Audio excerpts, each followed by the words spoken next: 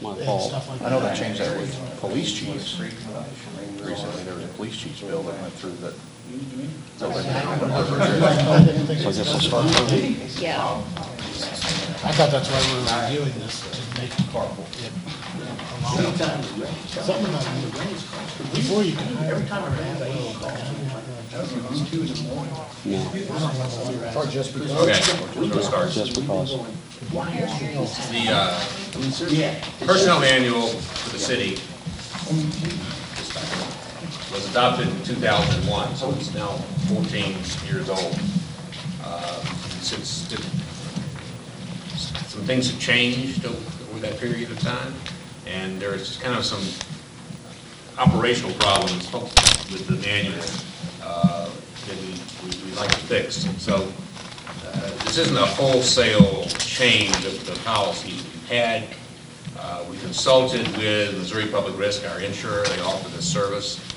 They went through and identified some changes they thought we needed to kind of bring it up to date with current state of affairs. And we've got, like I said, a few areas where we want a pretty significant policy change. So the purpose of tonight is just to go through it and talk about the changes that were recommended to us, or the things that I'm recommending we change, kind of decide how you feel about those issues, get your direction for anything that we need to amend, and then to put it on a meeting, a subsequent meeting for your adoption, and bring it up to date. So Eric has some ideas that he wants to present when we get to those sections, and that's why he's sitting at the table. I put in italics most of the wording changes. I missed a couple, but they were Americans with Disability Act references, so not critical, but we'll cover them. So let's just start on the first page. The only change in the first page was adding the word sexual preference to the non-discriminatory policy. The PC term would be sexual orientation, Okay. if we want to Whatever. do that. I'm just, Yeah, I think that would probably be a little less intrusive. Okay, let's go Then back to the preference. first paragraph there. Employment with the city of St. Genevieve is voluntary, entered into, and the employee is free to resign at will at any time, with or without cause. Similarly, the city of St. Genevieve may terminate the employment relationship at will at any time, with or without notice. Yeah. So we can do that. Yeah. We don't. I mean, as a matter of practice, if an employee has problems, we work with that employee and try and resolve the issue. We document counseling sessions or any discipline, and at some point we may terminate them. On the other hand, an event may occur that was serious enough or otherwise jeopardizes their ability to perform their job, such as losing your driver's license when you're expected to drive a truck. And so there is no period of counseling. It's just we can't employ them anymore because you can't meet the minimum qualifications of the position. So does this affect, affect anyone that's continually taking days off? We're working on that one. Okay. That's later in the All right, yeah. I have a question on page 1 as well. Sure. Martin. A 6-month probationary period, that seems extremely long to me. I mean, you're going to know in 3 weeks or so if somebody's going to make it, if you want them, or, I mean, 6 months is a long time. I guess that does allow you a little more time in case somebody's pulling off a pretty good first, 90 days and then starts to fall off. I think you're right, but I don't see how shortening it Yeah. serves the city better. But I think it goes back up to what I was talking Yeah, I about. think you're right, Rick, yeah. It gives you management leeway. Yeah. And it fits well with the loggers' retirement. That kicks in after your first 6 months, so they kind of coincide. And it's a good jumping off point to tie in the pay change. Okay. Well, along those lines, are there any questions you have on anything before you get to section 110, which is the next?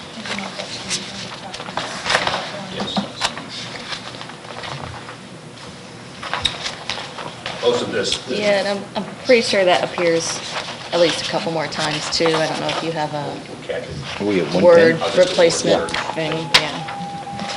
That was the language Just to that keep was it recommended to us consistent. by the insurance company. Oh, I think gotcha. one of the core things. All right. Apparently, there is a amendment to the Americans with Disabilities Act. And so every place we make reference to the Americans with Disabilities Act, they recommended we add the word the Americans with Disabilities Act as amended. So I've done that in each case. And it's reflected twice in that section 110. 3 times, actually.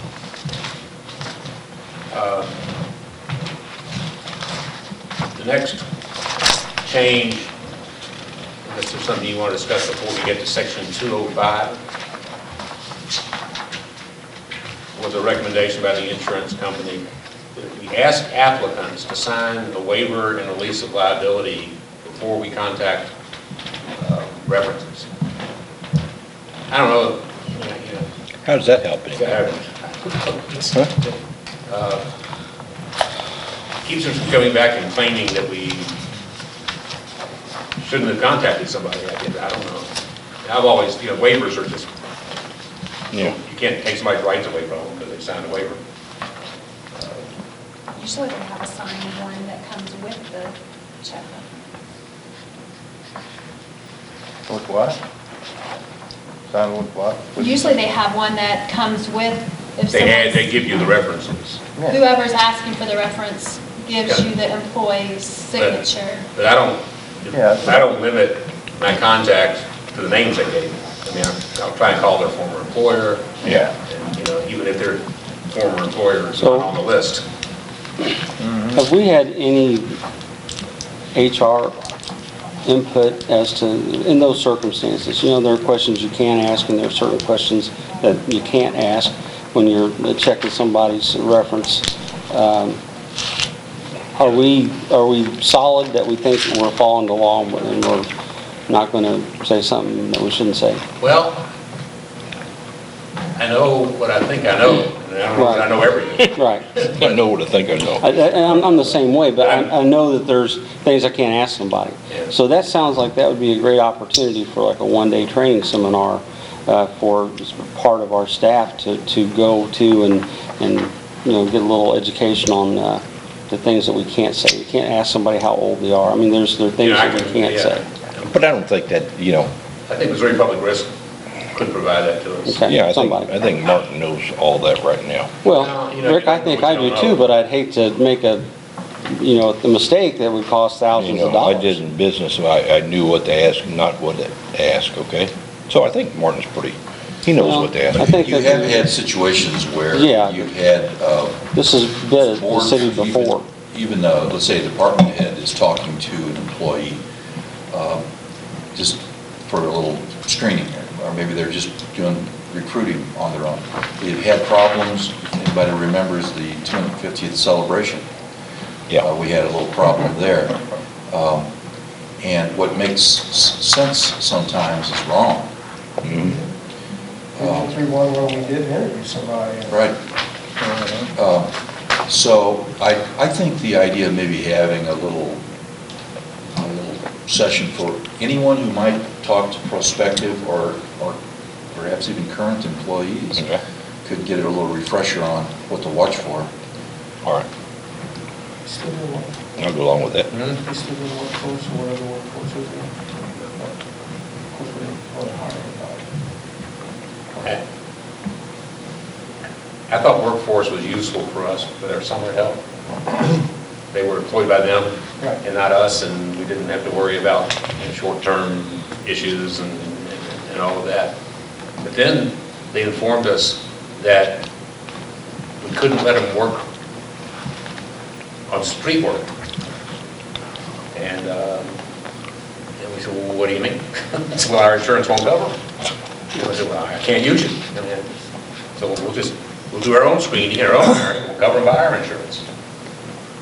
And that was after it changed hands, ownership changed hands. Because we were using our. We were using They were it. kind of using our, doing our screening. And it was, I think, it served a purpose, and it's just, I can't have them putting restrictions on, Sure. how we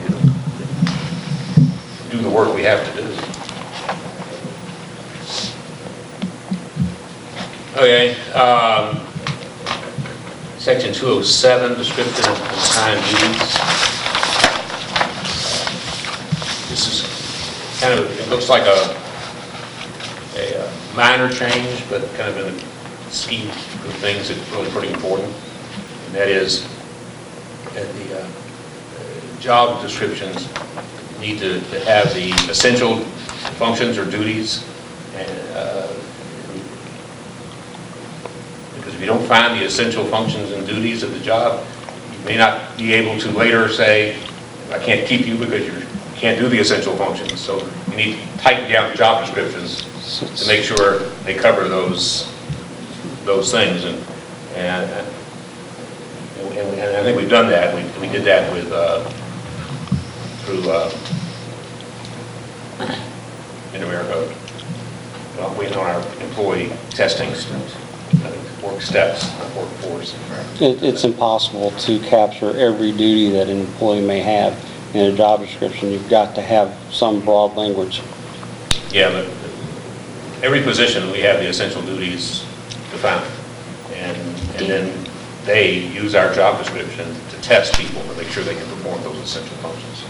Do you do something in there, in really every job description that would say, any other duties as assigned by your supervisor? Or I mean, is that Yeah, something like you that gotta in have there? That's pretty standard Okay. stuff. And then we were advised to eliminate things, but that would throw the whole numbering system off. So instead of having to restructure the whole manual, and as you see at the bottom of that page, we were just talking about essential duties, our reserved sections. And they're just placeholders, so I didn't screw up the numbering system.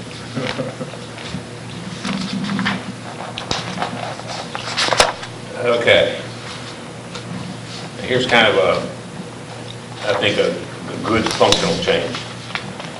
Under loggers, retirement and savings plan, What section is that?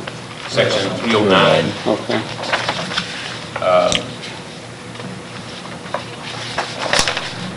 We had in our prior book the reference to the loggers plan in which we participate. So if you ever change that, and I'm not suggesting you should, but you could, there's a whole series of levels in which you can participate. You'd have to go back and amend your personnel manual. So instead, I've written it so that we inform the employee that loggers plan is available to them, and the city contributes an additional matching amount, and the city subscribes to a program that is at a level set by the Board of Aldermen. Then we'll let them know when we employ them what level that is, and you may from time to time change that, and all we'd have to do is change our information sheet and change the But the employees do not have the option of being in the retirement system or not. They're in there, right? They're in. Okay, good. Okay, nothing else changed there.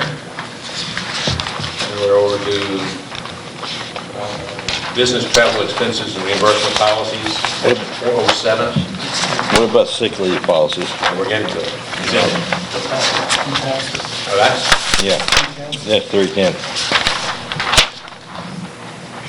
So that's sick leave bank. Oh, that's not, that's different. That's Okay.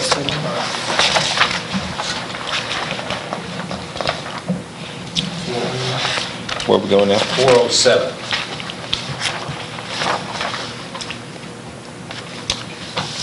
Now, what we were faced with was we have limited travel because of budgetary constraints. But when we do travel, we had this problem sometimes with people turning in mileage. It didn't seem to be consistent with what we thought was the amount of miles that should have been driven to get there and back. And now we have that information available to us electronically. So rather than having the question as to how you get reimbursed for mileage, we're just going to use the mileage that comes from looking at one of the electronic services. And the other thing is that the reimbursement rate for mileage has changed. And I think as a practical matter, we've been using the IRS mileage, but I don't think that policy was in the, I know that policy was not in the personnel manual. So we're putting it in, so it's tied to that moving figure that the IRS uses for calculating service mileage. The other thing is that we have a per diem reimbursement for meals when you're traveling for the city. That was also a problem. You know, it was very, first of all, it was old until you couldn't, I forget exactly what the figure was. $20. It's $20 a day, so much per meal. It was just set $20 a day. And so it was very low. So they could pack a lunch and get $20, right? No, we didn't. They would have to turn in their receipts. Oh, There wasn't a per diem, there's reimbursements. Okay, yeah, you had to have receipt. So what we did is we're tying the reimbursement to the state of Missouri travel plan, which is adopted annual. So it'll be a figure that we can just refer to. Good. And finally, we added the eligible expenses for meeting registrations and tuition. Again, we've been paying for people who conference registrations, just wasn't part of our plan. Any comments on that, other than what we've heard? Nope. Yeah, easy. Yep. Okay. Smoking, Missouri Public Works recommended we add smokeless tobacco. This is 504 on the next page. Vapor nicotine delivery devices is being prohibited in the workplace and city-owned vehicles or equipment. Oh, you can't have smokeless tobacco in there either? Well, that's their recommendation. Okay. Oh. There are those who have identified smoking as a driving distraction. So regardless of what you're smoking, I suggest you not do it while you drive. As a non-smoker, former smoker, doesn't bother me one way or the other. Okay. Sick leave. Section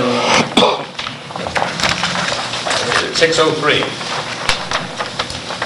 This is a major rework of our sick leave policy.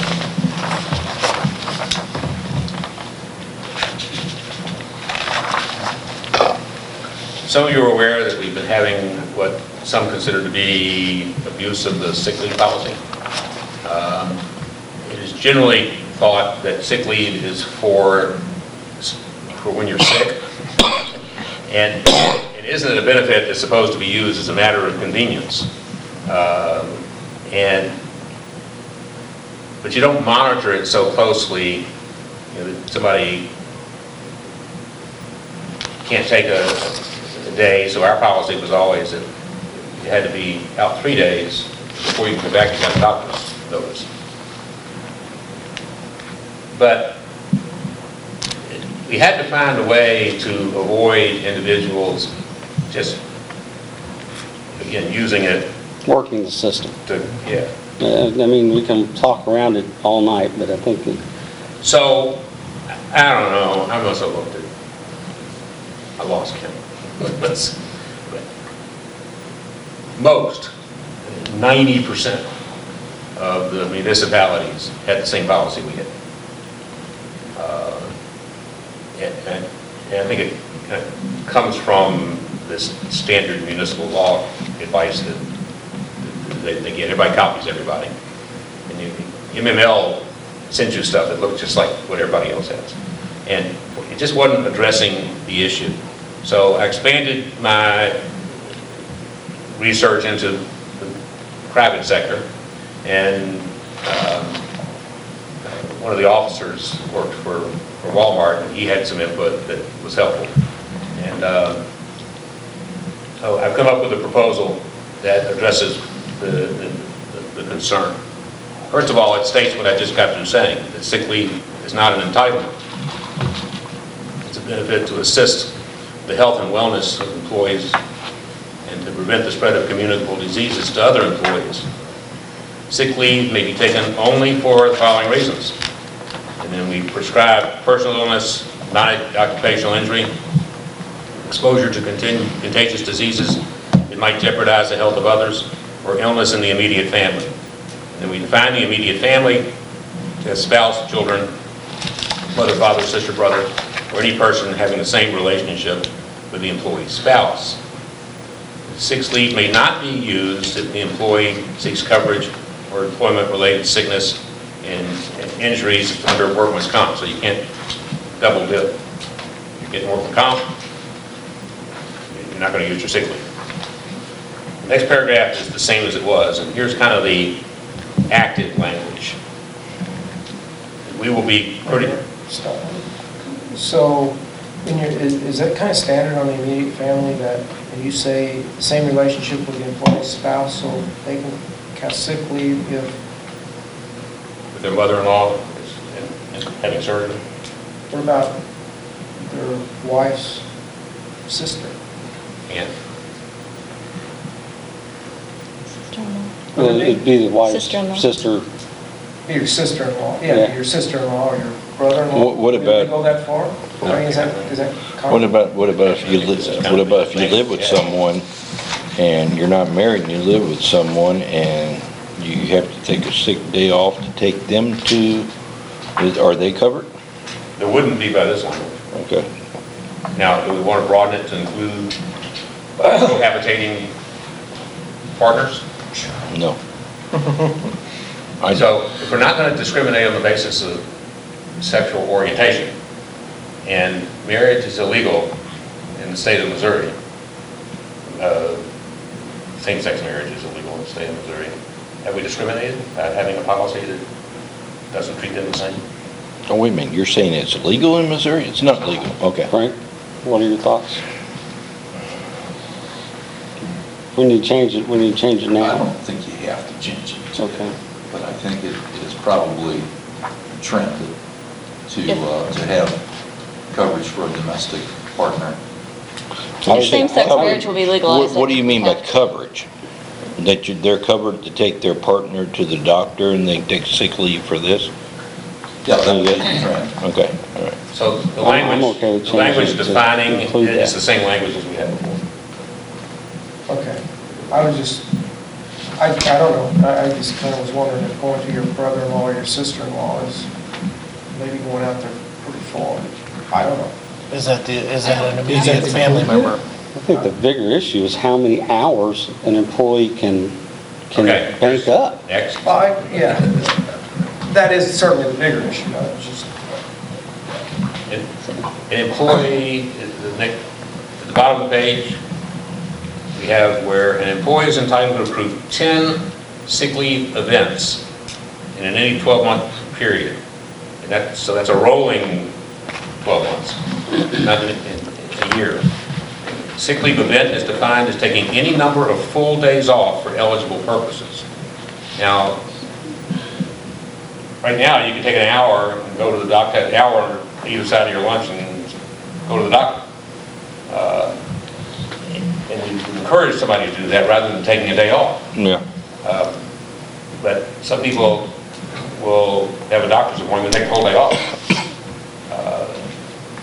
So by not defining a partial day as an event, we encourage people to get back to work as quickly as they can. An employee who fails to report to work after the 10 events have accrued will not be paid for the time missed unless the city administrator believes special circumstances warrant and therefore grants an exception to this rule. So it's an absolute unless an employee was working along and staying within the limits and then all of a sudden something tragic happened. And it's clear that they're not trying to abuse the system I would have the liberty of not docking them in order to respond to that situation. And it says that should I grant exceptions of the city administrator, they must be in writing, explaining the circumstances that justify the decision. If no exception is granted, the employee will not be paid for absences in excess of the 10 events allowed. So all you get is 10 in any 12-month period. Can I back us up a little bit to eligible employees will accrue sick leave benefits at the rate of 6 hours per pay period. Is the pay period 2 weeks? Yes. So 3 hours a week. They basically get almost a half day off every week. So if they have more, math, if we ran the math, No, I'm so they can accrue more hours that they can use in a 12-month period. Yes. Do we have to pay them for those hours? No, not more than they can use on a 12-month period. So, If you go on, Tom, I'm not Okay. trying No, help me to out. step in here. Help me out. If you go on to the next page, it says unused sick leave benefits will be allowed to accumulate until the employee has accrued a total of 720 hours or 90 days worth.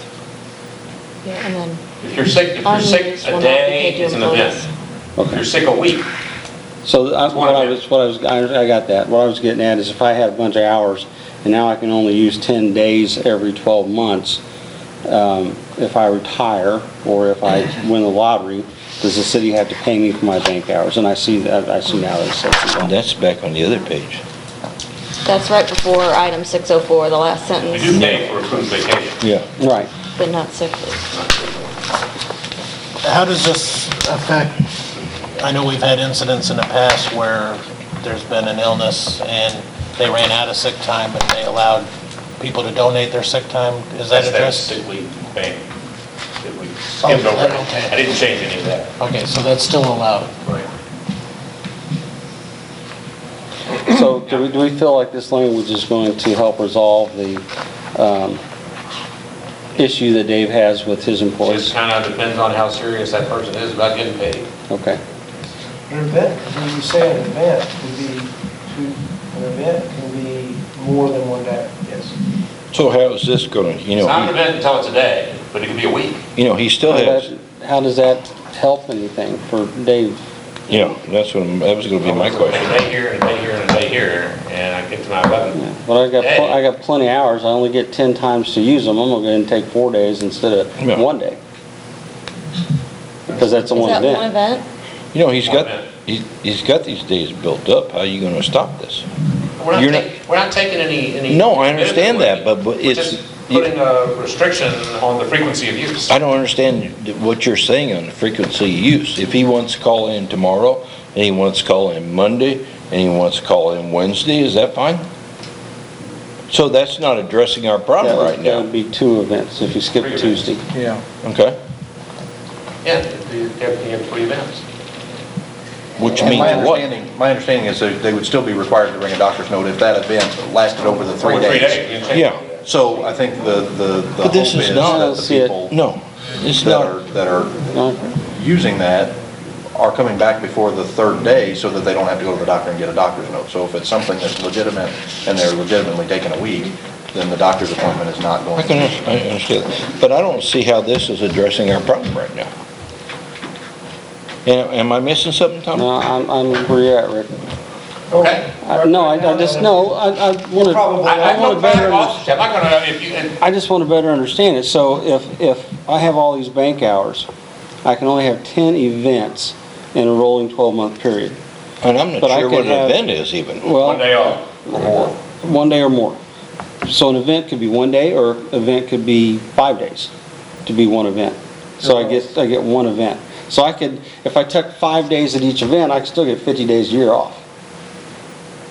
Sick leave, But if I have that you don't necessarily time get paid base. for those, yeah. Well, if I got You a would get grant, I paid. still get paid.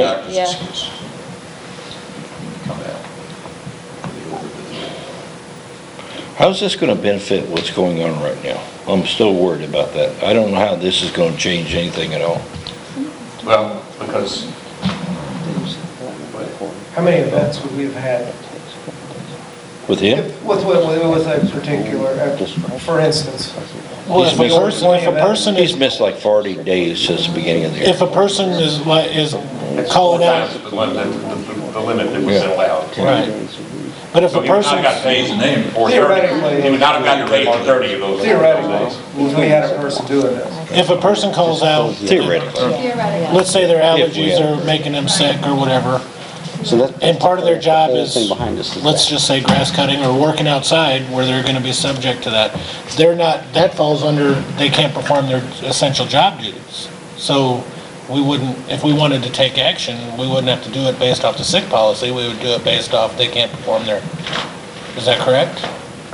Well, I'm struggling with the fact that we want to have a sick leave policy, and we want to provide this benefit Yeah. to our employees. And I didn't want to make a change that takes anything away Yeah. from, We don't wanna we got to penal- treat everybody the same. Yeah, don't want to agree with you. penalize the employees that No, aren't I taking agree with advantage you of it. wholeheartedly. Because it's a big benefit. When you look at their salary and you look at their benefits, the benefits are the key. What we're You know, trying to do that's is, better than their what salary. we're trying to do is keep it from being abused. Yeah. It would That's be what we're- unlikely for most of our employees to have 10 days off in any 12-month period. And 10's arbitrary. I mean, that's a big Yeah. number. You think it should be more effective No. if it were 7? No, I don't have a At some problem. point, you know, you take, you kind of, If it was 7, if it was one Neutralize the event, instead of benefit. taking 5 days, I could take 8 days Yeah. if I had those banked hours. So the idea is it's tough. I don't know, I don't have an answer, but the problem, and I don't think I share my understanding of what you're saying. It is the question of the hours involved. It's the kind of the frequency of the event. Right. I think that maybe, And in fact, if you have 720 hours, there's no incentive for you to take a day off and burn up your sick leave hours just to try and not, you're still gonna have an event. 720 hours is a lot of hours. Yeah, well, what, I don't, Maybe that's how you control that is, but if you take off more than 3 days, you're gonna have a doctor's. that's 20 weeks. No, it's not. I think 40 hours, since we yeah. don't have a short-term or 15 long-term weeks. disability, I think that 720 hours kind of takes the place of well, that. Maybe we yeah, I see that. separate a short-term or long-term disability. But that going, Majority of your employees aren't abusing. I know that. They And I really don't want aren't. to penalize And I think them. most of them look at it as if something catastrophic would Something big happen, happens. that they would be covered on, Yeah. at least. So what do you do if someone is a caregiver for a parent, and the parent is very ill and needs, let's say the parent's in the home, but needs extra time from a caregiver? And after 3 days of that, what's the doctor's excuse refer to? Well, Ooh, that's a good point, Frank. I That would be at your discretion, right? Yeah, I mean, that's the kind of thing that the city administrator has to consider when they're granting exceptions. Well, it would be, your exception language, though, deals with the event. Do we have a waiver of the doctor's excuse if the city administrator is feeling this is Legitimate. legitimate, and I don't want to know about your mother's medical situation? It's a HIPAA Yep. violation Yep. for me to even ask about that. Okay, so 3 more consecutive days, a physician statement must be provided verifying disability. Such verification may be requested by the city inmate for other sick leave absences as well, and may be required as a condition. So what you're saying is, just add in that must be, I'm saying that Some discretion for the I'm city an advocate for the city of St. Genevieve being supportive of people that have disabled relatives that are trying to stay at home. And I think that we want to try to create the best possible work environment for employees and create the best possible benefits. And I think Pam is correct that this is not a widespread issue. This is what, really, there's one employee that, Hypothetically. Theoretically, there could be. theoretically. What if somebody decided to do this? Theoretically, if one employee abused the system, shouldn't we just take direct action against that employee? Right here, it says, non-bona fide sick leave taken by an employee may result in disciplinary action. What's the disciplinary action? Theoretically. Theoretically. If we had somebody. What could that disciplinary action be? There's disciplinary things in here, but it could be suspension without pay, it could be termination. It could be- So, But here's the problem, and this is the problem that we have granted to our employees, by virtue of this personnel policy, the benefit of sick leave, without placing limits on how it can be taken, except for this 3-day thing. Unless we change something, okay, Sunshine. I can't penalize somebody for taking their sick leave. No, but what Beth was saying a while ago, we have And that option. And that person's, that hypothetical person may be bringing in a doctor's excuse for every day they take off, whether it goes to 3 days. Yeah. What determines when FMLA kicks in? Well, that's non-paying though, but you get the time off, but you don't get paid. Unless you Beth, have the but benefit. read what unless you have said, the sick I'm time. gonna go read that again. What- Non-bona fide sick leave taken by an employee may result in disciplinary action. And what is non-bona fide? Yeah, that's it. I think non-bona fide would be something without any excuse. Well, if it falls under the No excuses Family Medical required. Leave Act, it's modified. Okay.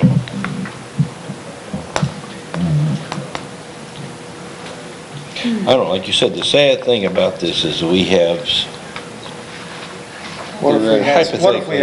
hypothetically, we have someone maybe taking advantage of this.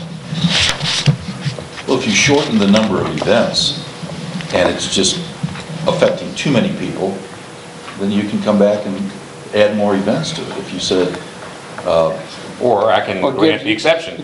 Or shorten the number of events, but allow the city administrator some options Right. to grant more events based Well, on that's in there now, circumstances. that I can always grant the exception. I certainly don't want to cloud the issue too much, but to kind of expand on what Alderman Prince said, we've had a couple of situations in the last couple of years where two of my employees were on extended leave, and one passed away, and one did not come back. During those, we didn't have, and one of the topics that I wanted to bring up was the FMLA on this, when the city wants to enact that. I know he mentioned one of my officers worked for Walmart. Walmart puts in FMLA the first day you're gone. So the first day of your leave, your FMLA starts, which is the family medical leave. So what we did in those situations, they were allowed to use all of their sick time. The city would let us donate time. We donated time, and then the family medical leave secured their position and continued to pay their insurance for the time that they were out. And I don't know if the city, if you guys would want to consider maybe moving to what Walmart did and have it on policy to where the family medical leave starts the first day you're out, and maybe that would eliminate the possibility of somebody wanting to use up all of their sick leave, because after the 12 weeks, you can get rid of them whether they have all the time or not.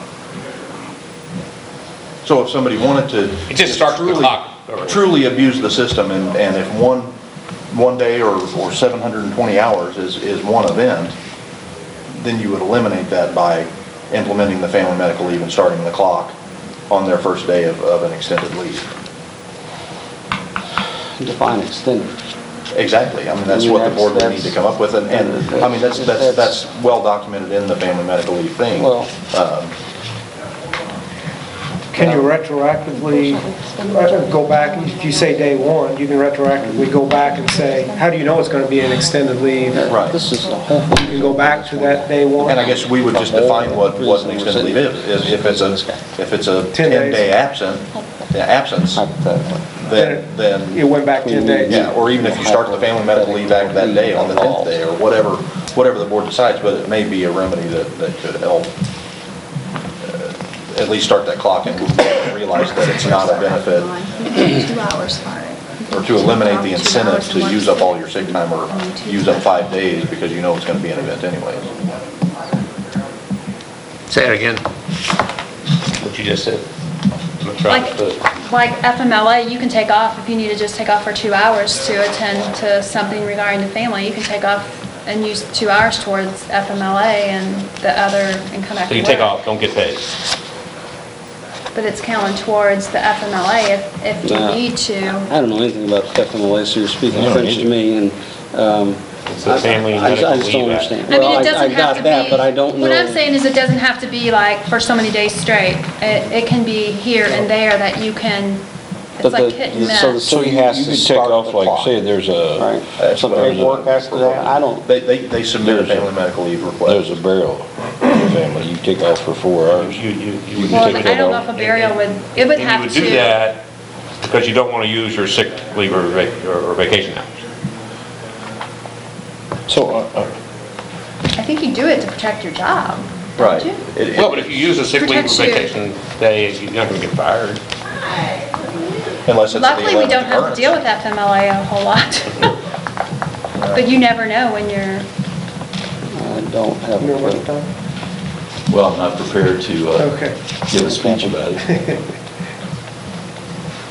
Well, all right, so just for direction purposes, and we'll work out the details, but do you have any kind of philosophic objection to Eric's suggestion?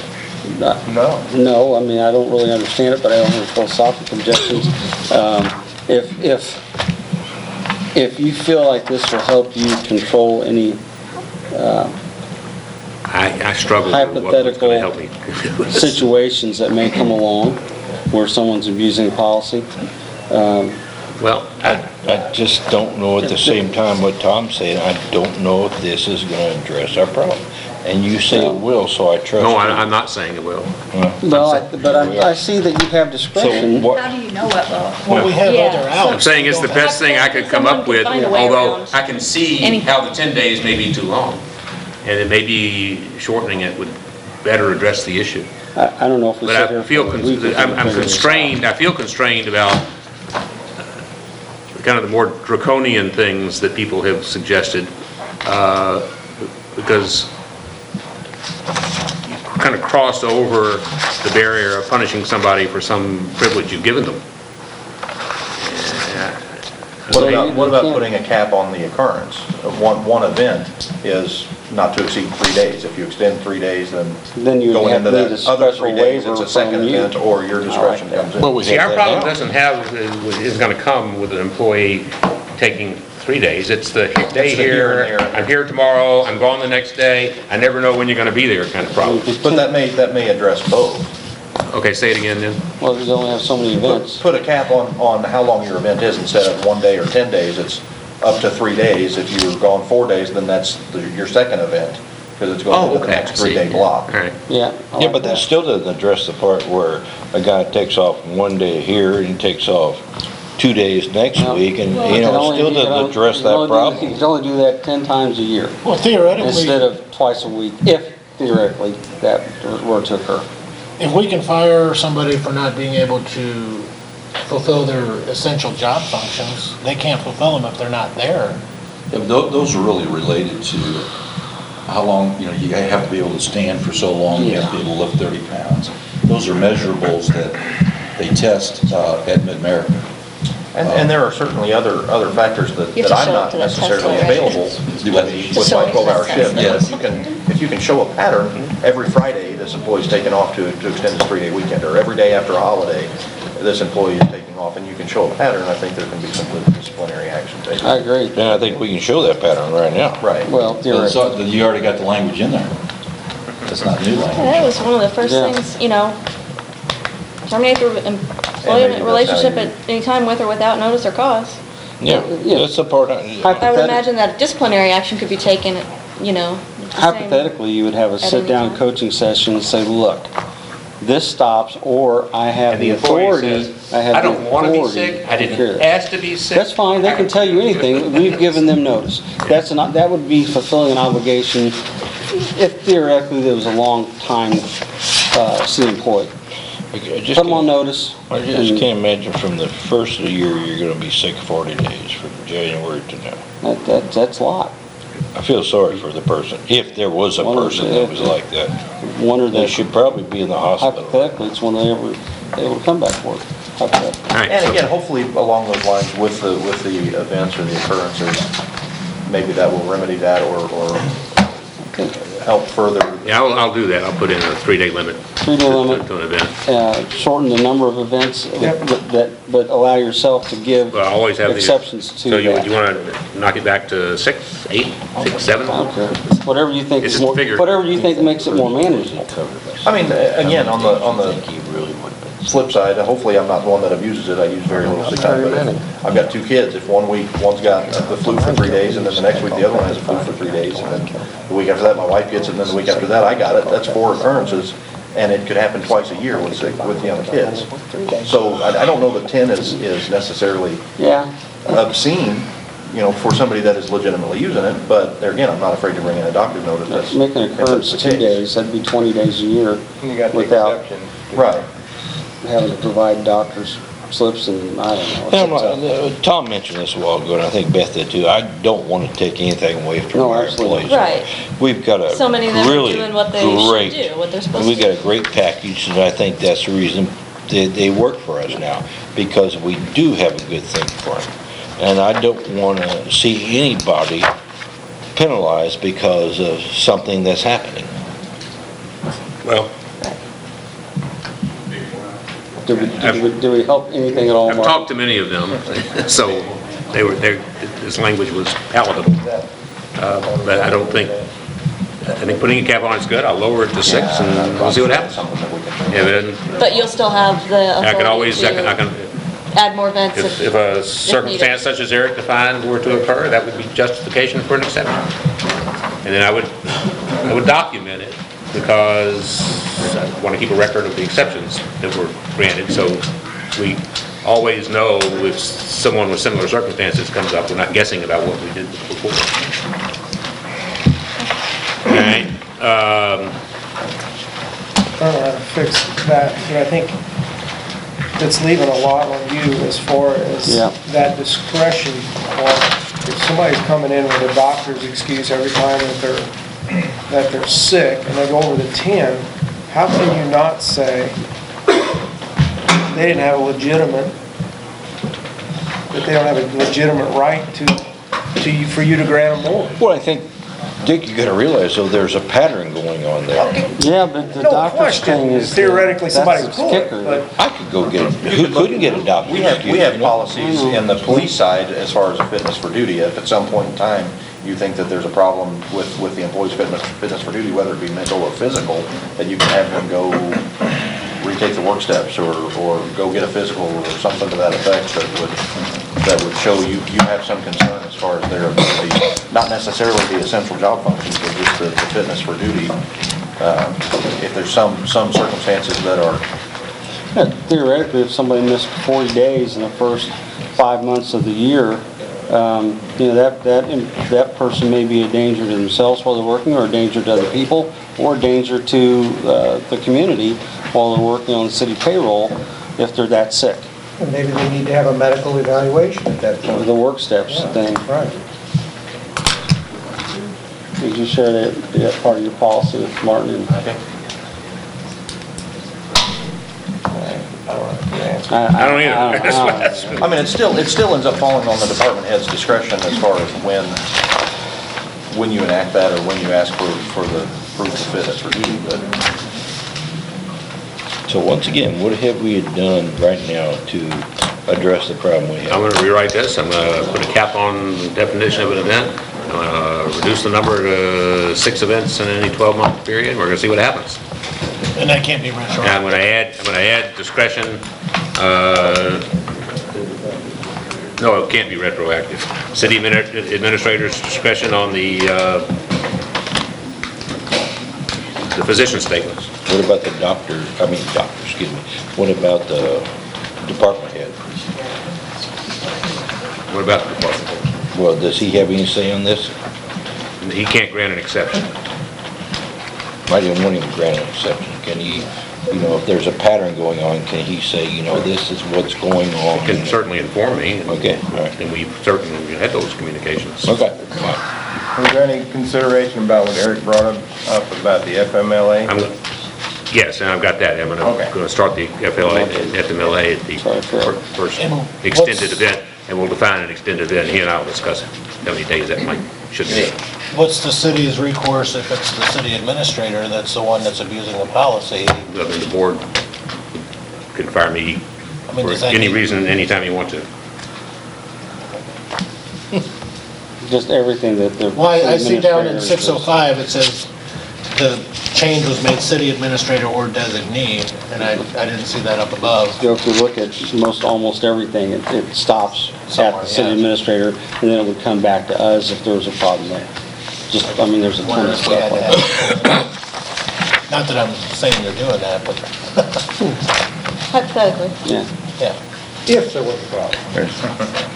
It kind of hurts. All right, Hypocritically. so the other change, or Can I stop later? you before we flip too far ahead? Yeah, go ahead. Go back to section 601 holidays. I thought we were doing this. I would like to propose that this includes the day of the holiday for my officers that are actually working the holiday. We've had events where the reserved holiday is the Monday or the Friday. If it falls on the weekend, the two guys that are working the actual holiday don't get any of the holiday time or the pay. It's the person that works on Monday that didn't work the holiday. If we could just add an addition or an exception for the police department, the people working the actual holiday, as opposed to the observed holiday would get the holiday time. That shouldn't be a big issue. I was hoping. Well, and I don't know why it would be, I mean, it's unique to the police department's situation, but I don't know that if anybody else does the same thing, you wouldn't give them the same consideration. Right. Yeah. Okay? And, Frank found some typographical errors, which I will fix. And fortunately, they were in the old section, not the part I wrote, so that makes me feel better. There's another reference to the American, well, I don't worry about it. The only other change is that I've marked here are updates to the ADAA thing, which you've already been told about. And We're over here. I'm about to take you to section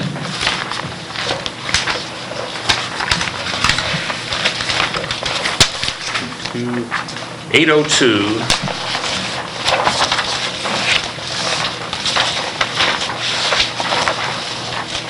After, I think the number of the sequence is wrong. 23, 24, 25, 24, 25. This should be-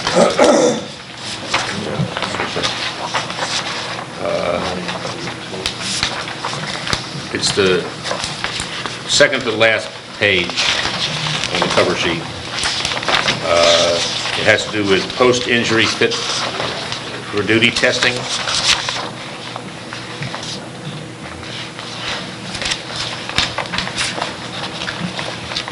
Got it? Yep. We added an exception for pregnancy or pregnancy-related issues. So if you're pregnant, you deliver, you come back, you don't have to go back to work steps. Why not? Because that was recommended that we, by the insurance company. Okay. Martin, there was one provision that says that you can use your overtime, Yeah. you can use your vacation time to count towards overtime, but later on in the same section, it says you can't. I think we've developed a policy where we've allowed it, because if you read just that one sentence, it says you can stack your vacation with hours worked and draw overtime. But that's really unusual. And then if you read the whole section, I think it's a typo. But it will be a change in your policy if you say, no, you can't use vacation time. Take 2 days of vacation and then work 45 hours. 45 hours and draw and add the vacation. 16 hours on top of it. Yeah, we can't, that's not, Okay. we can't do that. I think that was the intent, but I think it was typed, prepared incorrectly, and it was, That would just encourage. There's some chairs sitting over there against the wall. I only have so many, and there's only so much room. So we could- But would that apply to time that you were already scheduled? do what? Would that apply to time you're already scheduled? If you're scheduled for 2 days, you take 2 days vacation, and then you complete the rest of your shift, do those 2 days go towards what would have been your overtime? Is that what you were trying to do? Well, you know, that whole now, dynamic's your bad. overtime policy is different from, because you have hours per Rolling month Okay. issues, but Mark, do we do work-related testing, work-related injury testing? What's that mean? If you get injured on work, Yeah, if do they you're, test? Well, how do you test? well, As far as send it back to work step and have it. Oh, I got you. Yeah. Yeah. That's Yeah, part if of you're the drug and involved alcohol in any policy. accident, whether injury or not, and on time or in a vehicle. We've always done it? Yeah, we have since I've been here. Well, and we have a period of time beyond which, if you're off for so many days, you have to go back to work steps. I forget what the limit is, but It was 21 days. 21 days. And this isn't the time for that, but I was gonna recommend, but then if you have 10 years on and you can take 21 days vacation, are you required to go to work steps when you come back if you're not out for an illness? But that's for another discussion. Yeah, I wouldn't see why you'd have to The way the ordinance is go to written work. now. Yeah, we probably ought to change that. Well, then we'll need to change Clean that. that up. Thank you, guys. Okay. Thank you. Yeah, let's take a couple minute break. Yeah, we'll let the rest of the people come in. Let's just take a few minutes. Save it for then. Well, I got mine at home. Helps out. Yeah, right, that's right. You're just gonna say everybody stay the same except for Emery.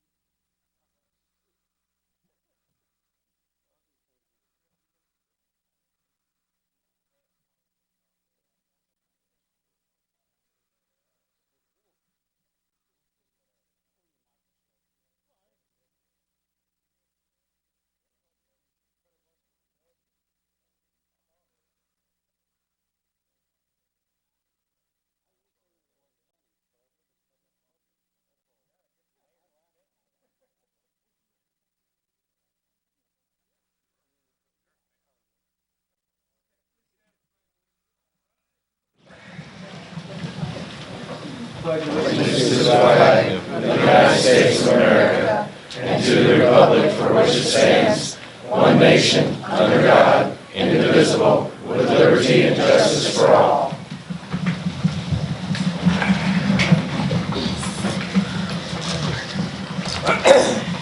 call, please, Pam. Mayor Grimmacher? Here. Alderwoman Codwell? Here. Alderman Couch? Here. Alderman John Stupi? Here. Alderman Jokers? Here. Alderman Hook? Here. Alderman Donnie Stupi? Here. Alderman Prince? Here. Alderman Rozika? Here. Mayor, we have a quorum. Okay, thank you. Before we approve the agenda, looking at the amount of people that's here, and I'm pretty sure why most of them are here, what would you be, and it's, you know, some people have to stand and it might get kind of warm in here, would you be opposed to taking these staff reports and putting them at the end of the meeting? I know we have a couple personal appearances that are on the agenda. I think there's probably going to be a motion for a couple more people, but in place of that, in all fairness, I think, especially when it comes to the nursing home TIF issue, that it would certainly be unfair to not let anybody that had something to say, and I would like people to try to keep it brief, to be able to say what they want to, instead of having it. Obviously, it wouldn't make sense to put it back on the public comments at the end after the vote. So I would be willing, I think we ought to let everybody be able to give us their comments. Wouldn't you all agree to that? I would. Yes. Yeah, I would make a motion to move public comments just below personal appearances. So anyone that wants to speak on any of the issues that we're going to discuss tonight, because I think there's a couple at least that several people are going to show up to talk about. Okay, and how about taking the staff reports and putting them at the end so everybody doesn't have to sit? That's fine. I'm Putting okay the with that. staff reports in place of public comments. About okay with that? Yep. I would also like to amend the personal appearances to add 2 people representing the IDC. We have Ron Klein, and representing the Chamber of Commerce, we have Lonnie Wolk, who asked me to try to add them. And we're not going to limit personal appearances this evening, is that correct? Right. Okay. And certainly Martin and I have talked about this, and I think we ought to look at possibly restructuring our agenda altogether because of instances like this. I mean, we have 2 votes, and it's, you have your first vote on most ordinances, and because for public comments for the second one, well, if your public comments is at the end of the meeting after the second meeting, it doesn't make any sense. So we need to look at our overall agenda and try to adjust that on a permanent basis. So, okay, everybody understand what we're going to do? All right. Move to approve the agenda as amended. Second. All in favor? Aye. Opposed? Okay. And I guess we'll go right into the personal appearances. And first on the list, Joe Steiger.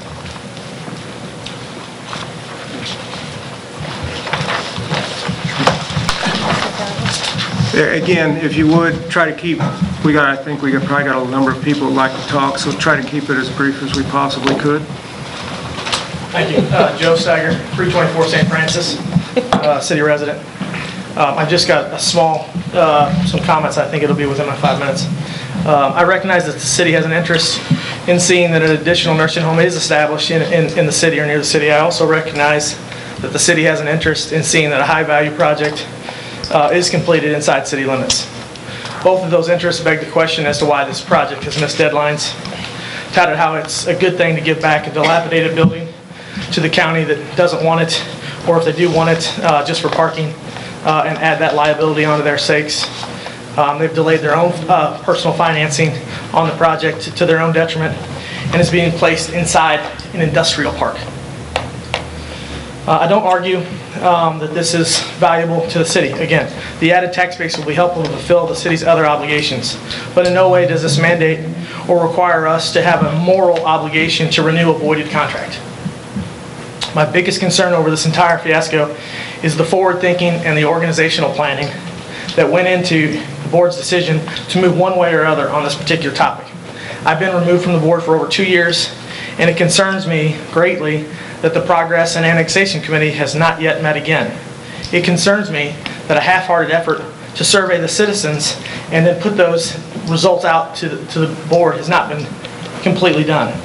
Does any board member here that was on the board when the survey and the questionnaire was sent out remember the results of that questionnaire?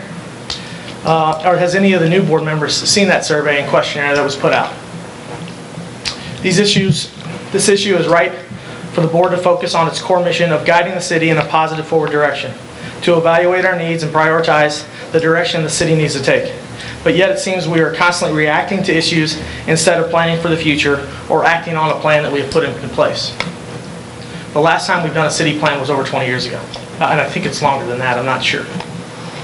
I've heard from all the board members that you understand that we don't have to move on this project. Some have said we have a moral obligation, again, but we do not have a moral obligation to renew a voided contract, end of story. But you should review the possibility of this project and giving TIF funds. I'm not saying that. I'm trying to be level-headed here. But please don't say that we have a moral obligation to move on this project, because we don't. If we choose to move forward, then we do.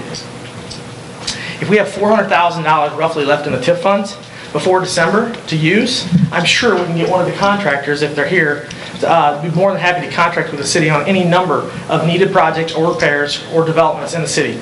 That is exactly why they're here tonight, telling you how important this project is over others. But if the city said that we have equal important project or repairs, which we don't know because we don't have a plan, then I'm sure they would be glad to accept that contract for that work if we knew what our priorities were. Just like they've accepted the contract with the Lee Corporation and the GC that's doing the project, I'm sure they would accept that contract, and I'm sure that work could get done way before December. Those contracts don't go void regardless of what you decide tonight. Remember that. We have already heard directly from the main contract signers that this project will be completed, and the county and the hospital and the Lee Corporation will be made whole. It just might not be as quickly as they want it. Again, my biggest concern is the lack of discussion on what the city's priorities are going to be for this upcoming budget year and for 20 years down the road. I'm asking again, has there been any formal planning other than offhand discussions during board meetings? That I know of, I've heard of none. Since this TIF payment was approved over 3 years ago, which I voted for, even though no one on the board at the time even knew what was in the contract. We had asked to see the contract. We have yet to see the contract. Nobody that I know of on this board of Aldermen knows what was in that contract. How this private deal was structured and the things have changed. Things have changed, and maybe even our priorities may have changed, but again, we don't know. Are you doing the most public good with these funds? That's my question. Are the most public citizens being served with these funds? Without looking at what our priorities are, without looking at this magical $8 million project that's saying it's going to the dire end if we don't fund it, if we're not looking at those things, maybe we look at doing a 50-50 split. Maybe they don't get all the original funding. I'm not saying not to fund the project. Again, I don't think that you are being fair to the other taxpayers. This city has needs. Our tourism development, our parks, our sidewalks, our other businesses, our police department, and our streets are all screaming for repairs and improvements and developments. I'm not saying not to fund part of this project or even all this project. I just caution you into feeling morally obligated to give this money when others are in desperate needs of these funds as well. Others are just as worthy, and we have not done our due diligence in planning for our future. We're putting the nursing home in an industrial park. Does that seem like we've done our part in planning what is best for the city? We're putting it in an industrial park. We're putting the cart before the horse.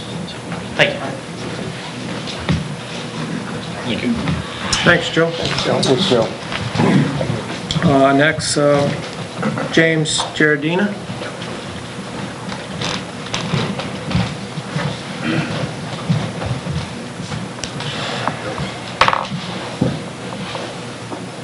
My name is Jim Giardina, and I own St. Genevieve Care Center. And I'm not here to speak against the TIF agreement. I mean, that's something you guys have probably discussed, and probably a number of these people are here to discuss.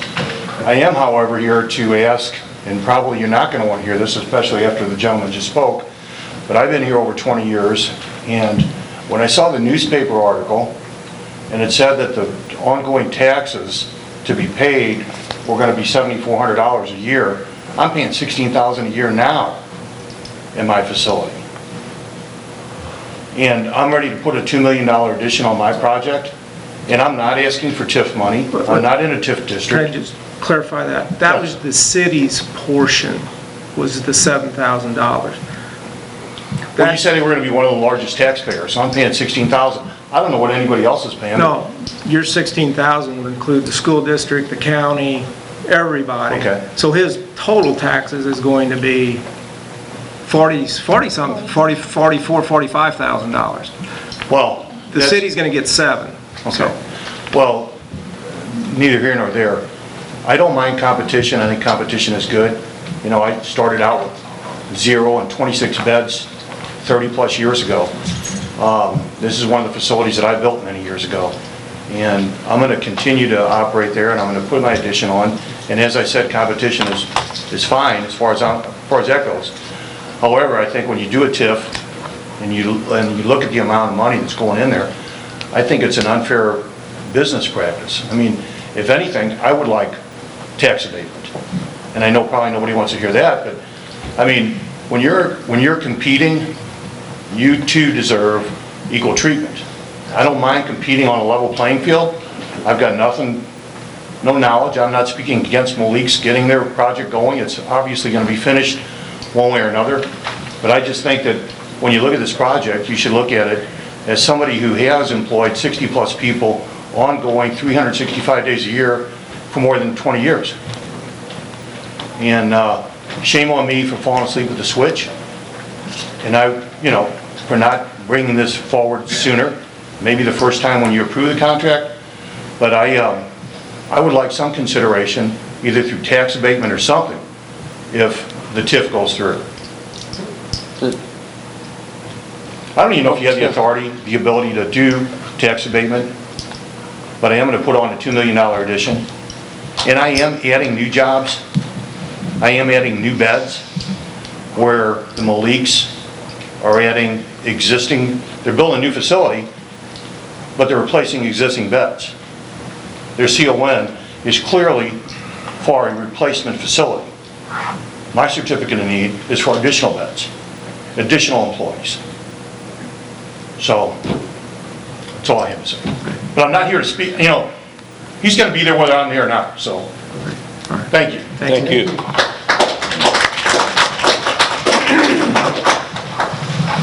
Ron Klein?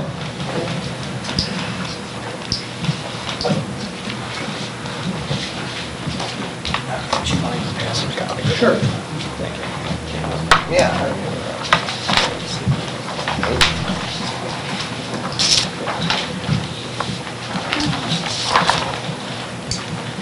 Good evening. My name is Ron Klein. I'm the current president of the St. Genevieve IDC. First of all, I want to thank you for this opportunity to present to you the IDC's position regarding the Riverview at the Park project. Dear Mayor and Board of Aldermen, the IDC Board wishes to offer the following letter of support in regards to the city's consideration of an agreement with Riverview at the Park Incorporated to renew the commitment to the developers of the new nursing home and rehabilitation center to be located on Progress Parkway. The Valley Springs TIF Fund has been a valuable mechanism for development projects, as is befitting of the nature of a TIF district. The original agreement, which involved the cooperation of the city, the county, the hospital, and the developer, was designed to provide much-needed care for elderly residents at the new facility and to discontinue the use of the current location, allowing that facility to be repurposed for other needs in our community. Many people were involved to be sure that all needs were met in the process, and the original Board of Aldermen unanimously approved that TIF agreement. Some key points for your consideration. The TIF funds to be committed are the same amount as previously approved. The TIF funds will be part of a total project budget of approximately $8 million in private investment. The new facility will increase the number of elder care beds available in our community, thereby also increasing jobs available in the healthcare field. By my information, beds from 80 to 120 and a projection of 20 new jobs. The developer has demonstrated a commitment to community already by selecting to work with local contractors including excavation, builders, electricians, masonry, and others. And I have a list of about 11 different contractors and suppliers local to the project. The itemized list of expenses in the project period are eligible for the TIF reimbursement. By honoring this agreement, the city has an opportunity to demonstrate to other developers its commitment with providing support to new or existing businesses that are considering St. Genevieve as a location for their new development. The agreement before you tonight represents an important milestone. The IDC urges you to support this community's previous commitment to this important project.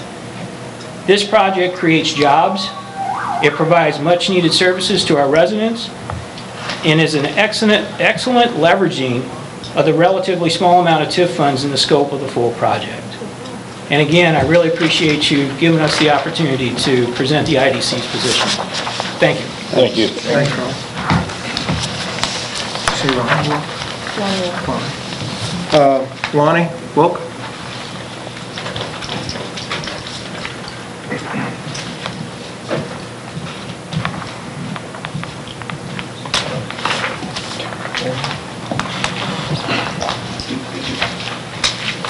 My name's Lonnie Wolk, and I'm the Vice President of the St. Genevieve Chamber of Commerce. And I just wanted to read a letter on behalf of the board.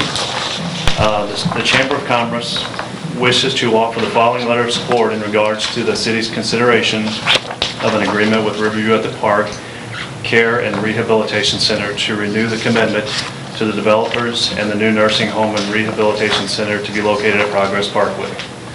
Part of our mission is maintaining and developing the economic development environment of St. Genevieve.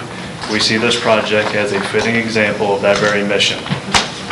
The needs of our aging population for an improved and expanded facility is an integral part of our community's future. The hospital and the developer have demonstrated good faith in moving forward with this project. The agreement to be voted on tonight is an important recommitment to support the original intent of the previous approved TIF allocation.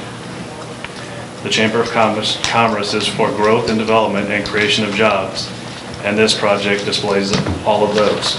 The Chamber Board urges you as a council to support the previous council's commitment to this project. Thank you for your time.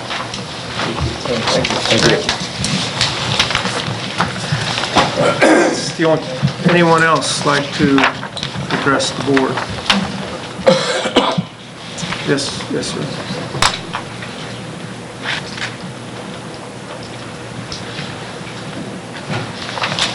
Good evening, I'm Tom Keim, I'm the CEO of St. Genevieve County Memorial Hospital. I appreciate the council being able to address the council at 2 prior work group sessions, and I do want to address again the fact that the commitment that you have before you is, again, one of the single largest personal investments in St. Genevieve, and it is using TIF monies. And when I was thinking about why we don't have unanimous support to move this project forward, I got to thinking that we're kind of coming at this from different angles. TIF is tax incremental funding. And what that means is that when the city set aside the TIF money, they were entrusting in the school board, the hospital, the community center, the library, the county, was entrusting the city with funds to use to invest to improve property so that it would generate more taxes. The property that the nursing home is going on is a property that's on the tax rolls for about $200 a year. This property that now is going on the tax rolls as an $8 million investment will generate taxes of $46,000. And that's what TIF funds are used for. The county, all the county property taxes out of the TIF zone, the incremental amount was entrusted with the city to look at development that would improve the tax base, that would take it to a higher level so that all the county entities that live off of tax dollars that support development in the community, that it would bring more taxes in the future. This is not monies that, that are we're taken away from a city budget to do roads. This was never the intent. The TIF was set up with dollars to be used for development that would spur more taxes. And that's why 5 years ago, when we approached the county and the school district, who has the largest stake in this, they have given up tax dollars that would have gone to the school to entrust to the city to say, take these tax dollars and bring us more tax dollars in the future. In its simplest way, that is what TIF does. This is not a battle between doing roads or having the city take money out of their budget, and I know that budgets are tight. These were funds that were set aside and were appropriated 20 years ago, the start of which then said, take these dollars, make us better, so that we can grow our community. This wasn't meant to be 20 years later to decide whether you're going to do roads or other things. It was meant in the true spirit of this to accomplish something bigger and to generate more property and more property taxes that improve life for everybody. And again, an $8 million investment. Shafiq has been good to his word. There has been delays. We've talked about the CON issue that he had that would have added another year to the agreement. And because we asked him to try to do financing locally, which he attempted to do, it delayed it another 9 to 12 months. He is trying to invest in this community. This has been and will be a good thing because we've protected county assets, because the building out in Riverview remains a county possession. It comes on the tax rolls because there is no tax being paid on that building right now. And the future is going to allow us to improve roads and to improve infrastructure and to improve life for everybody. And that is why we've I guess, passionately have support this because it is good and it is right for this community to use TIF funds in this manner. Thank you. Thank you. Anyone else? Yes, sir. Mr. Gett.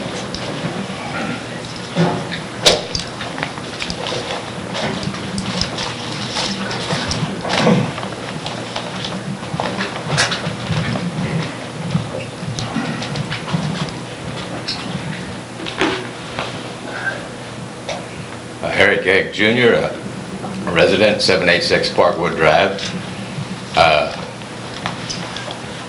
Our family has either resided or been involved with the city for over 60 years. And appreciate the opportunity, the mayor, administrator, board of Aldermen.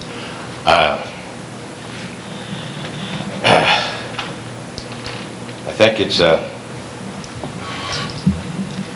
time to speak a little bit here, but I did a little research here the last couple of weeks. I didn't feel I had that opportunity to talk last time because I didn't do my homework, but I did a little homework, and I talked to a lot of individuals. In fact, one of the first ones I called was Chauncey Buckeye, and he, I'm sure you all know him, and he reiterated to me that his recommendation was the funds, some of the funds could be used for infrastructure improvements, i.e. street improvements, and namely Point Base Drive and Parkwood, which relates right to the original TIF, the shopping center, which is the big part of the tax increment financing. And so he reiterated that to me, and he really recommended that. So anyway, that's one of the things. And I think even Mr. Elkers even said there's nothing legally binding about this project. It is, I can see the moral issue, which Mr. Cash brought out, but you have a moral issue, I understand that, but you also have a moral issue to all your constituents, some represented here tonight, and there's over 4,000 of us here in the city, and but there's 65 homes right over there in Point Base Addition, where I live, and if you figure 65 homes at an average of $200 a year, city property tax, that's over $13,000 right there. And there's 6 businesses and group homes, 2 large housing units.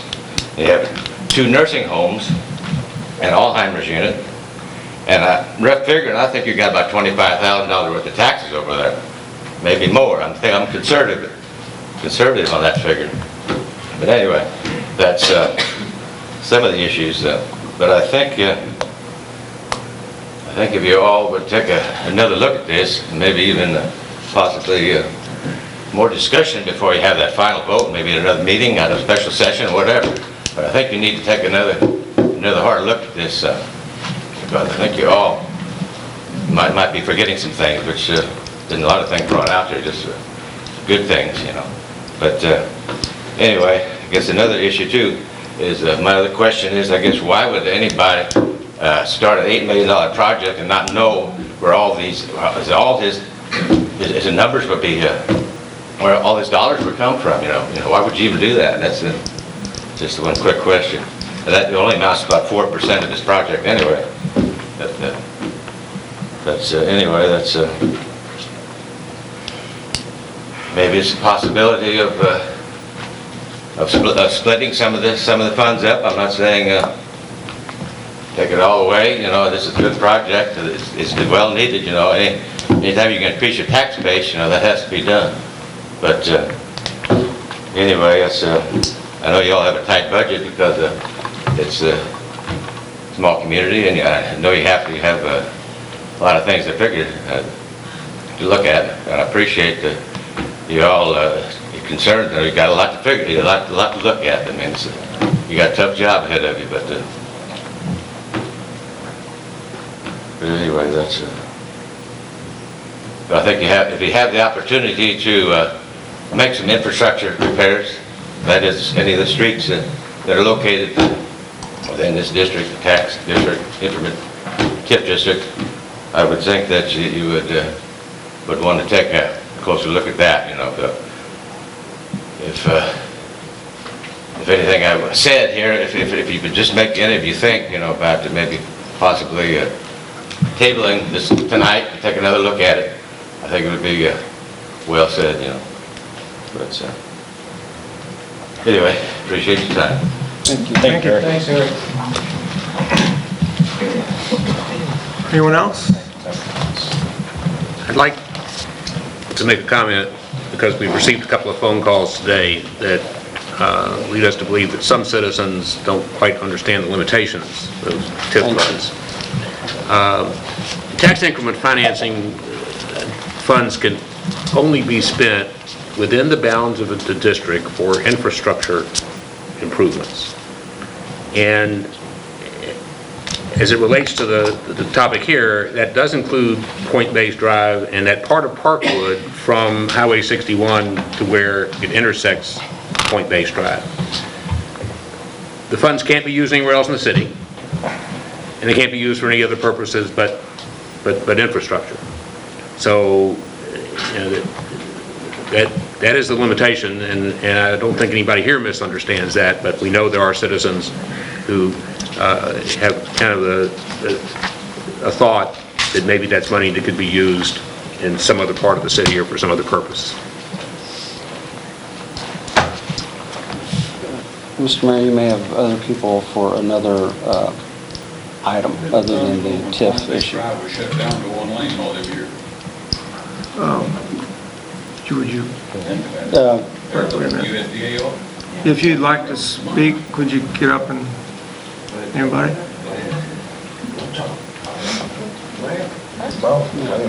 You want to? If not, Concerning the TIF or? No, Anything. Okay. Well, your appeal's an item on the agenda. You'll get to speak at that time. that's all right. You're on. Before there's a vote. Yeah, Yeah, yeah. they're the petitioners. We give them a chance to speak. Yeah.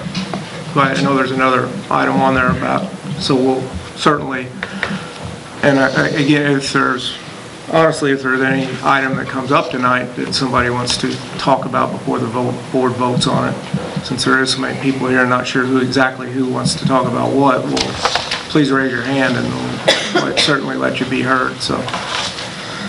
Okay, from there, I guess we'll into the city administrator's report. Okay, we're still waiting for the state to release the permission for advertising for bids for construction of the Main Street project, but they promise us it'll be any day now. On item number 2, I'd like to let you know, I really do know it's channel 990 and 991, but for some reason, when I'm at my typewriter, it just won't do that. But we went to their board meeting, and Alderman Jokers can comment on that in his aldermanic or committee report. The advertised for offers on 472 Merchant Street, and the only offer we received was for $4,225. Mr. Carl Dole was made the offer, and he's here tonight. You declared the property surplus.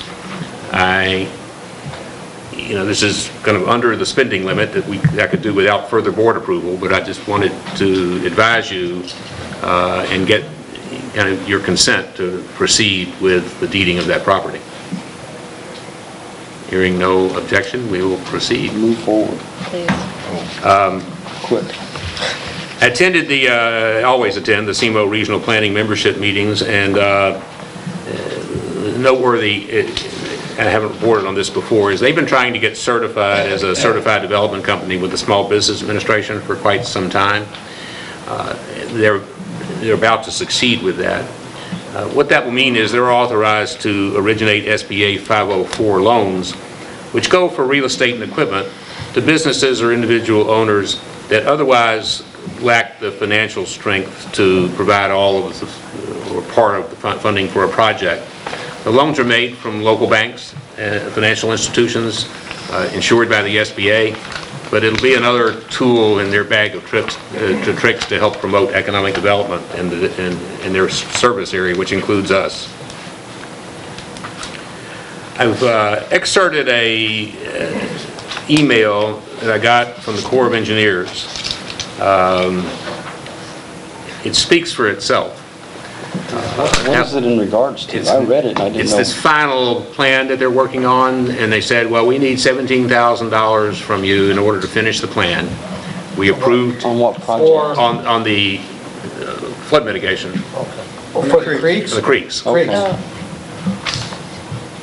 And you approved the 17,000, and that was supposed to get the plan approved so we could start spending our own money with the match. This is... And then we get this email. The mayor had a rather pointed response to that. We contacted our legislators. Senator Blunt's office intervened, and the Corps now says, never mind, we'll go ahead and finish it. Thank goodness. Yes. How many years has this been going on? A long time. As long as I've been here.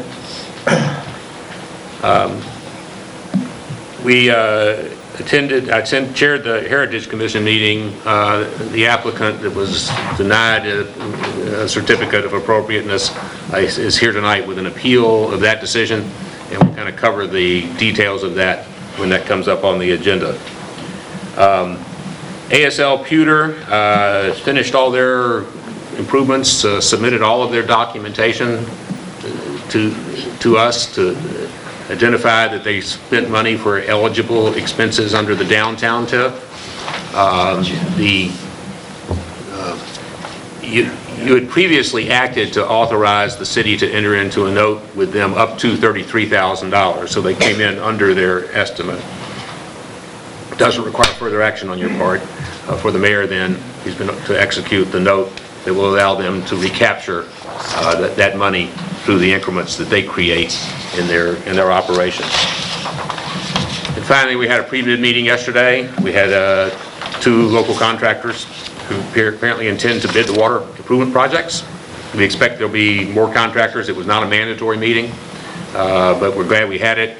They raised some good questions. They pointed out some kind of, not inconsistency so much, but some things in the plans that needed to be clarified, and the engineer is going to do that in anticipation of bids which will be received by Wednesday of next week.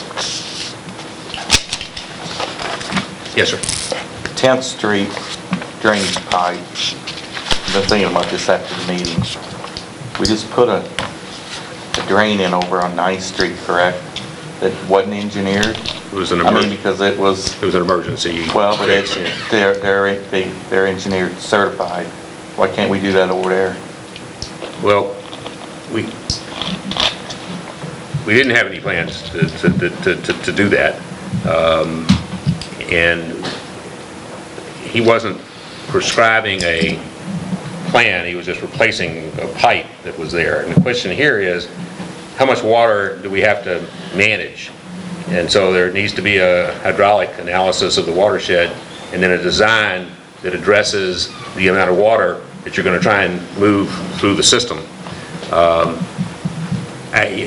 We could do anything, but according to the engineer, my follow-up conversation with him since our last meeting is that he really can't design anything without knowing the volumes that have to be handled, and we don't have that information available without a study.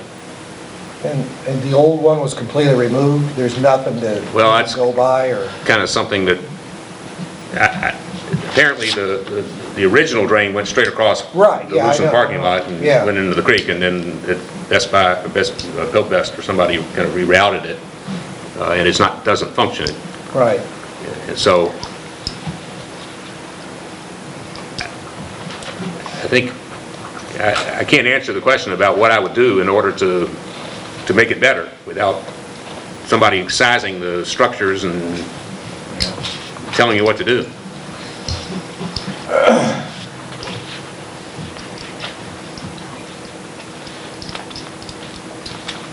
Any other questions? Committee reports?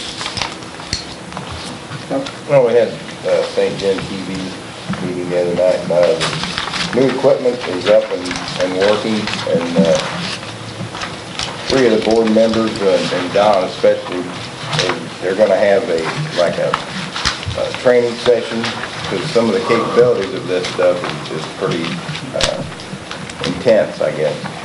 But anyway, that's going to be done.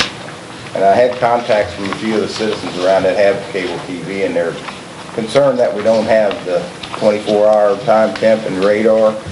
So we're also looking into maybe trying to get that back on channel 990. So, we're hoping to have an open house in the next few months after we get everything kind of cleaned up and sorted out down there. Got a lot of stuff kind of that was taken out, and we're looking for a place to maybe put that. So, sounds good. Is that pretty?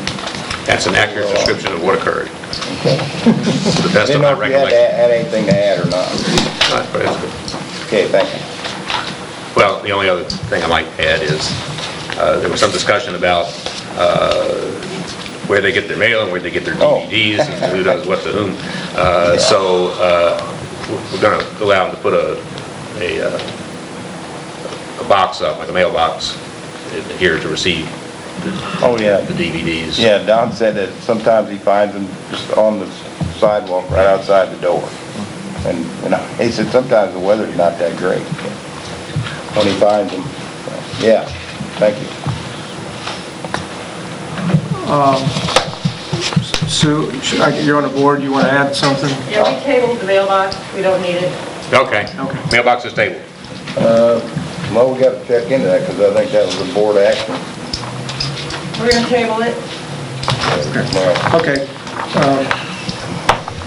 Anything else? All right, we'll go to the approval of the minutes from the regular meeting of May the 14th.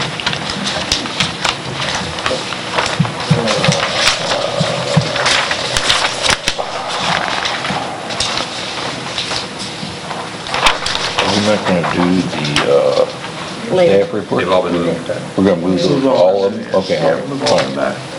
Move to approve. On the second, we had one correction, and I told Pam about it. What was it? What am I approving? You want to know? Let us in on it, or? Well, I didn't know. Okay, Alderman Hook was deleted from bill number 4035 as far as being one of the ones that voted aye on the roll call. Yeah, the roll call. Oh, I see. Okay. Yeah. Okay. We don't want Alderman Hook to feel left out. No, we don't. No, we don't. All right, motion. Motion to approve with that, correct. Second. All in favor? Aye. Opposed? Thank you. Financial report for April. Make a motion to approve. Second.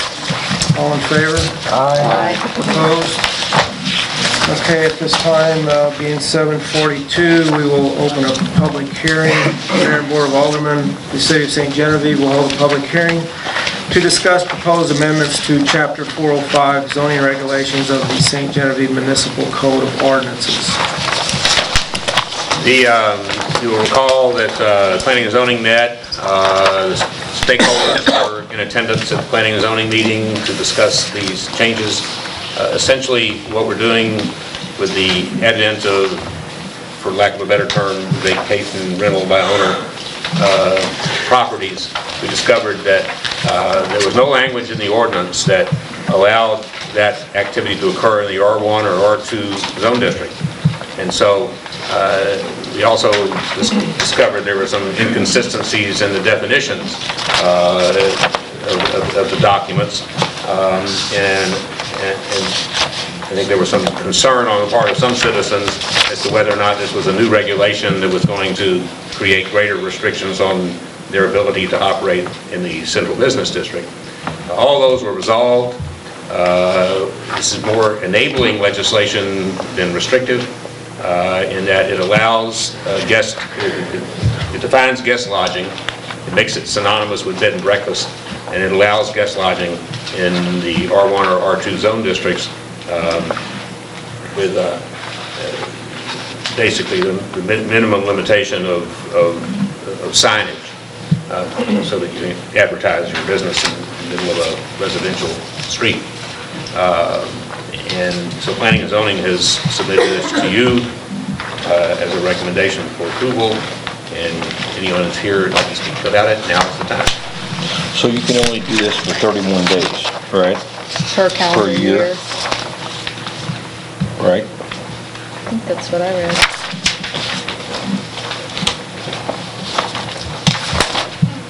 Yeah, it's under A. Yeah. Okay. Yeah. Any person who rents and occupies a guest room without guest lodgings that's more than or less than 31 days. Anything more than that would just be a regular lease. Regular rental. Yeah, lease. regular rental or lease. Then Which we've fall already in, got. To be a whole subject different to our Right, set of zoning. rental regulations and occupancy inspections. right.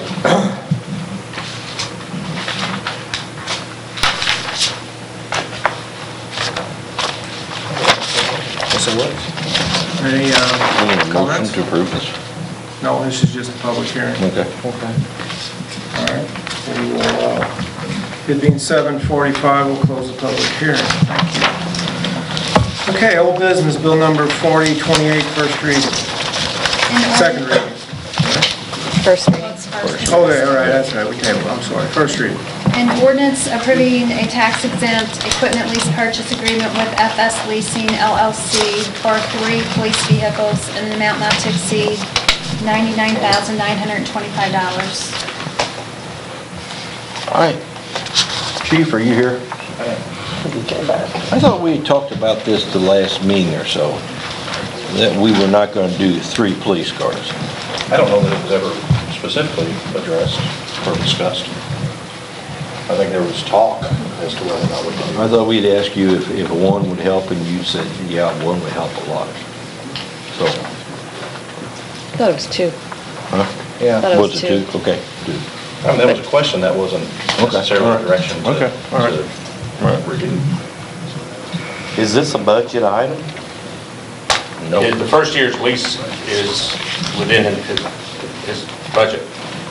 The problem that Alderman Couch was raising was that this is a lease that will cross into other budget years.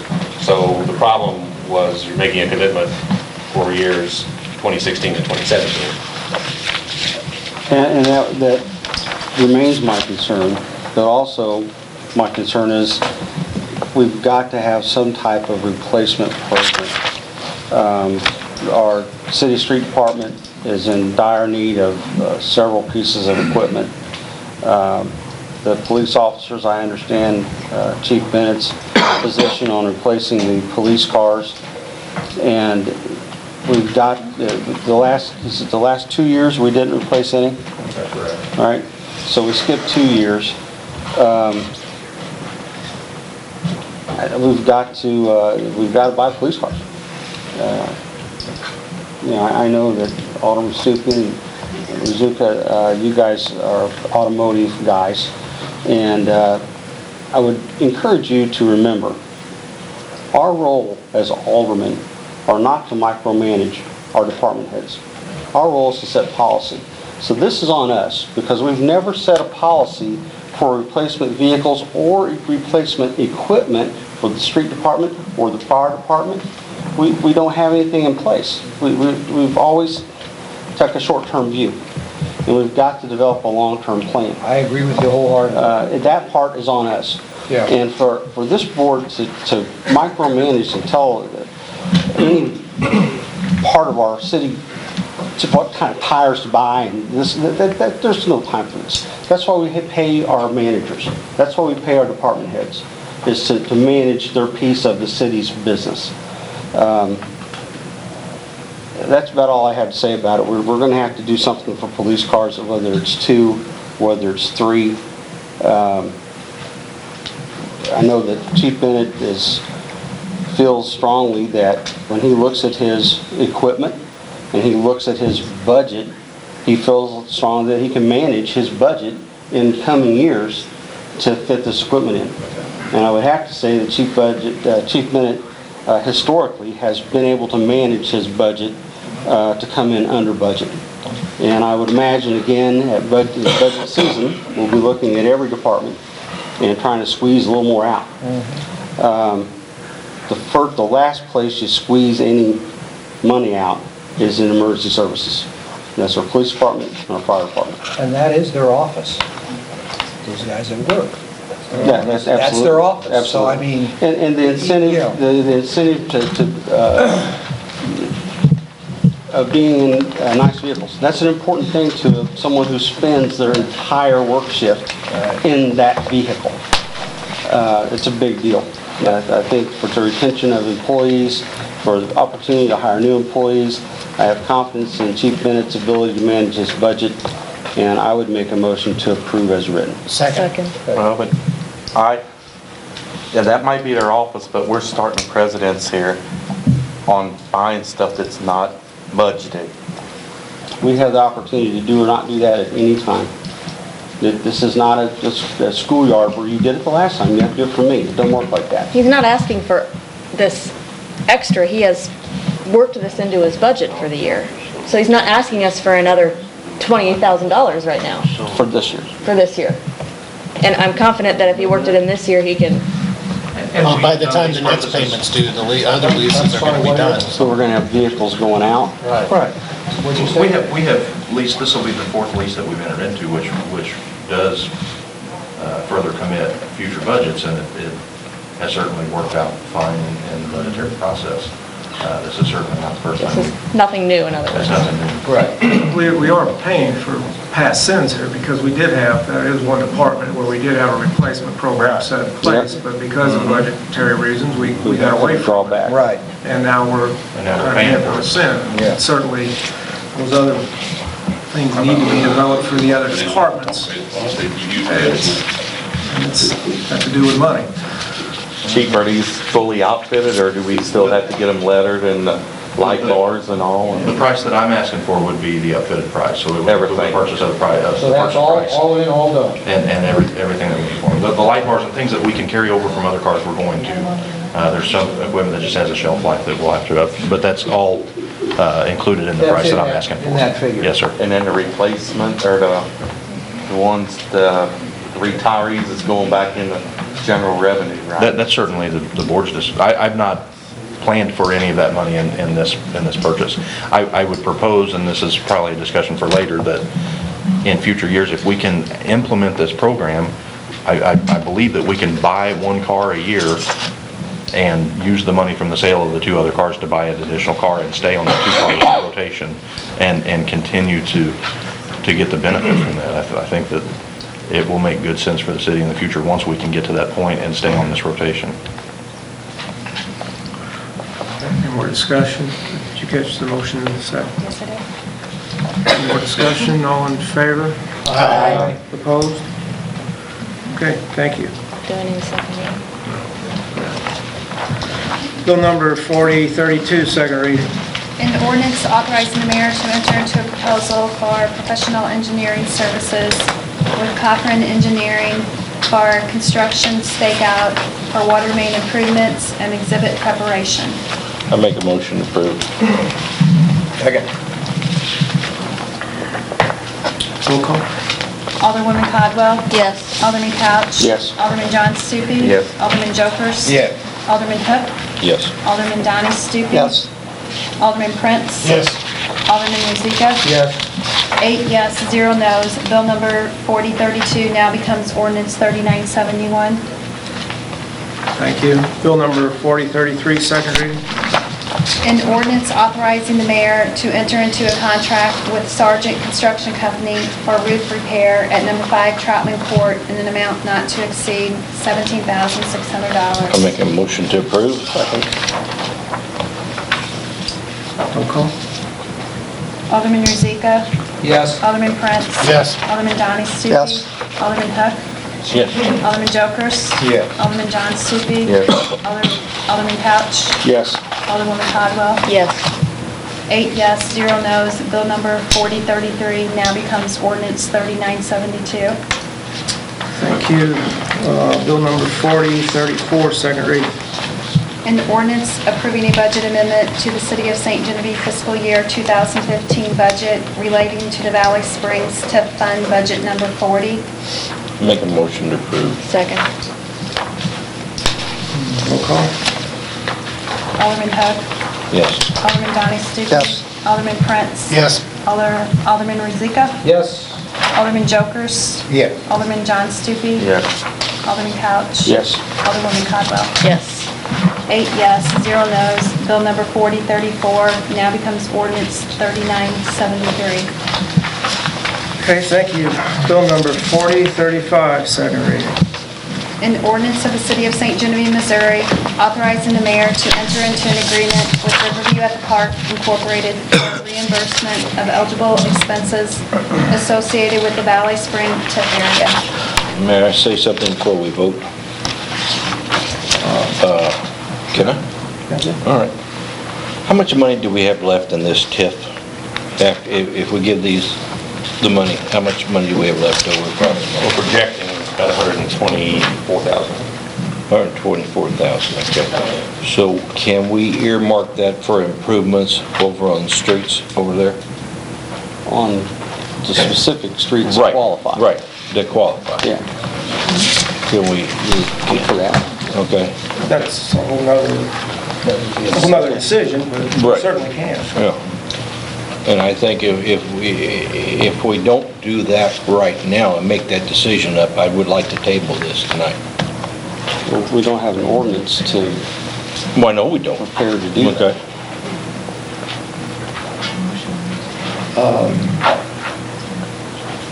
Do you want to direct the city administrator to prepare that ordinance to do that? Or, I mean, we Well, it's up can't to the vote on board. it tonight. It's up to Yeah. the board. I mean, I'm sitting there looking at the board. Do you want, I mean, if it's okay with everybody, I if that's agree where with you want to spend the rest of the TIF money. I'm happy to Go do for that it. as long as Mr. Hook is. I don't really want, I'm not in favor of tabling this tonight. I think this needs to come to a close. I don't know what 2 weeks difference is gonna make on this. All right. But I would like to know that for sure. Well, is that a problem to do that? Because I agree as far as, I'm all for doing that. yeah, Is everybody else on the board for that? we got, To use the remaining funds for eligible street repairs? Right. Yes. To use all remaining Funds funds. for street That's not repairs. even gonna be enough. That's, It's not enough, but it's gonna be a good start. we shouldn't talk to this crowd. I have another comment too. Sure, comment. Short comment. I think Mr. Tom Kime made a very specific and important point that this board needs to consider. When this TIF district was commissioned 20 years ago, the other taxing entities entrusted the city with the taxes they would have collected to invest in future tax income. It was never the idea of a TIF is not to patch streets. Now, we got a big street issue, everybody knows that. I'm all for patching streets, and I'll beat my chest like everybody else does, and we need to fix our streets, we do. That's going to be a very tough discussion when we get to have a long-range plan on how we do that. This TIF money was dedicated to a project just like this from the beginning, all along. And for this board to try to, we're so limited on how we can spend the money. We can't go everywhere in town and fix streets and curbs and all the things that need to be fixed. We have a responsibility to uphold our commitment, or the commitment that was first established all those years ago to the other taxing entities. I understand there are endorsements from the other taxing entities on this issue, and I guess I've said plenty about it, and I think I'm done. Any other comments from the board? And when saying what I said a minute ago, I think this is a good deal. I think it's a good deal for the city. I think we're moving forward on this. I think this is a good thing for the whole community in the city. But like I said, my concern is we have to do something for those people in that ward. We have to.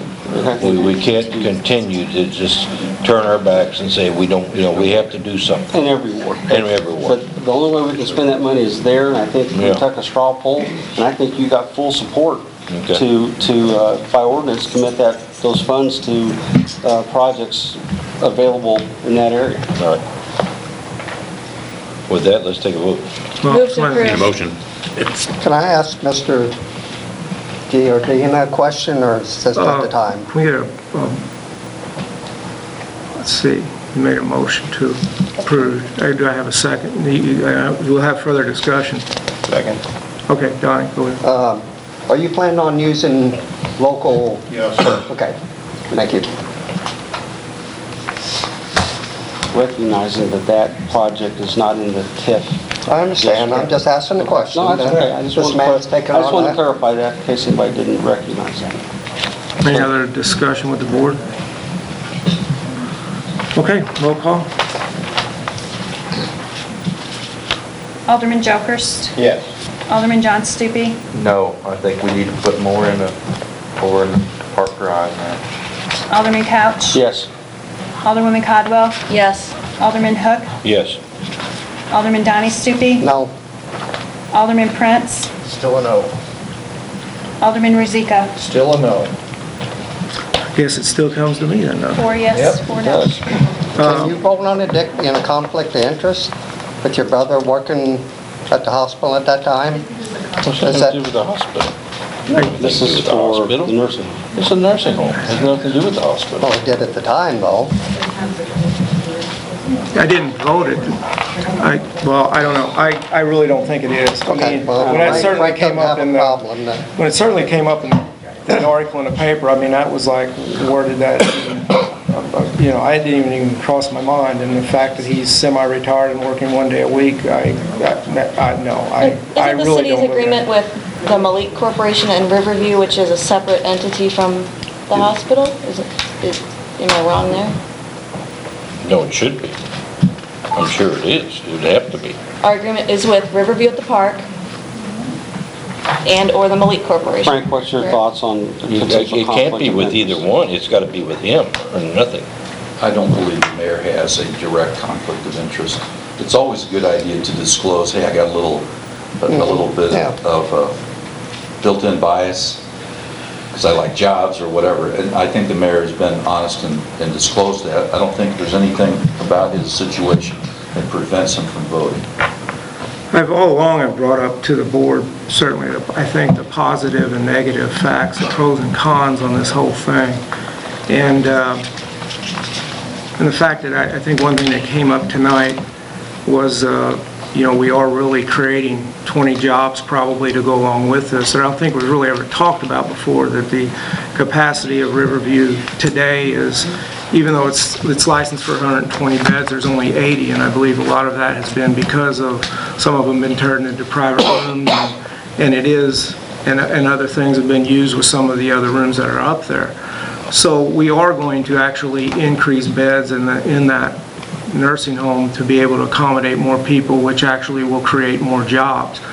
And I think that's important. And again, if any project was brought to this board that was worth $8 million and creating 20 jobs, would you have voted for it? I'll go back to the first time we discussed that, and I think the answer would have been yes.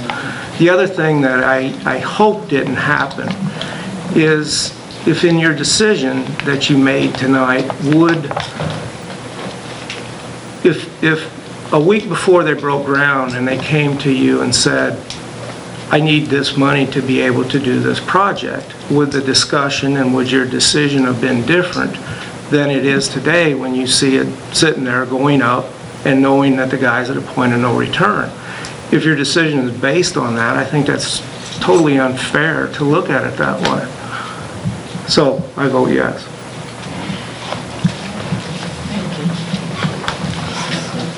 Okay, bill number 40. So I have to, do I have to read it? Oh. Huh? Should I read it? Oh, yeah. So it becomes an ordinance? Sure. Yeah. Please. 5 yes, 0 no's. Bill number 4035 now becomes ordinance. Wait. Oh, I'm sorry. 4 no's. Bill number 4035 now becomes ordinance 3974.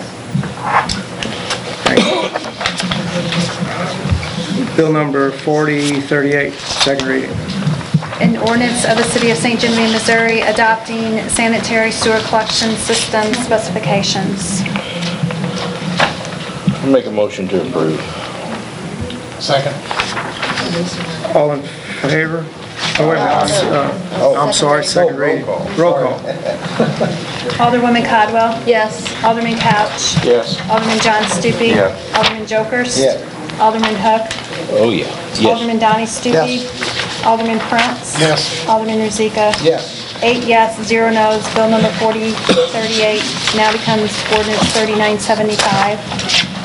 Thank you. New business, bill number 4041, first reading. An ordinance authorizing the City of St. Genevieve, Missouri to enter into a lease purchase transaction, the proceeds of which will be used to pay the cost of acquiring, constructing, extending, improving, and equipping the city's combined waterworks and sewage system, and approving the execution of certain documents and actions in connection therewith. I reported to you that we had taken requests for proposals, offers on purchasing the certificates of participation that will fund this project and the successful company for that. This is the first step in the process. That company isn't mentioned here. It's UMB Bank because they're the trustee and they will be the ones who will be handling the funds. Joy Howard is here, who is our financial advisor on this, and I'd like to her come forward and offer any input that she cares to offer. Hello, everyone. Hi. First of all, I'd like to let you know how happy I am to be serving as your financial advisor, particularly because I haven't worked with the city before this financing. As Mr. Toma mentioned, we were very fortunate to receive 4 proposals for the purchase of the certificates. UMB is serving as trustee.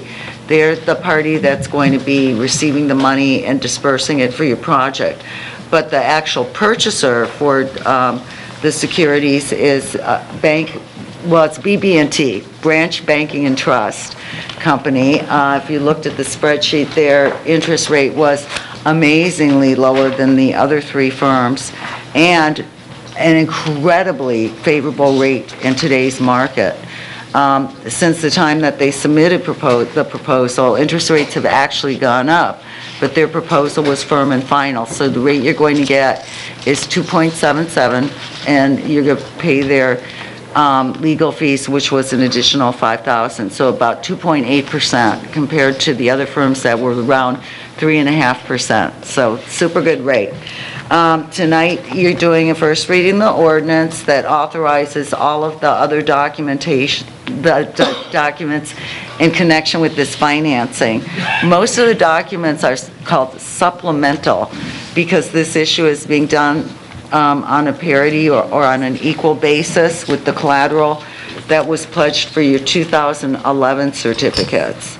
So there's in the supplements, they designate who the purchaser is and what the amount is that you're borrowing and the call provisions.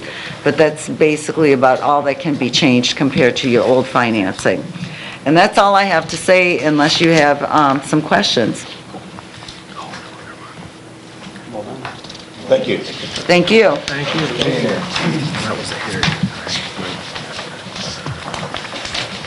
Move to approve. Second. All in favor? Aye. Opposed? Bill number 4042, first reading. An ordinance amending Chapter 405 zoning regulations. Motion to approve. Second.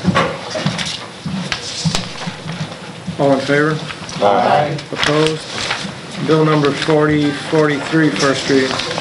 An ordinance repealing Title VI Business and Occupation, Chapter 605 Business Licensing, Article 2 Miscellaneous Business Regulations, Division 1 Bed and Breakfast Establishments, and enacting in lieu thereof Article 2 Miscellaneous Business Regulations, Division 1 Lodging Establishment. Make a motion to approve. Second. Second. All in favor? Aye. Opposed? If there's, we'll just take a pause here. If anybody wants to end up leaving, now would be, I mean, if you know, you can if you want to. If you were here for the other issue and we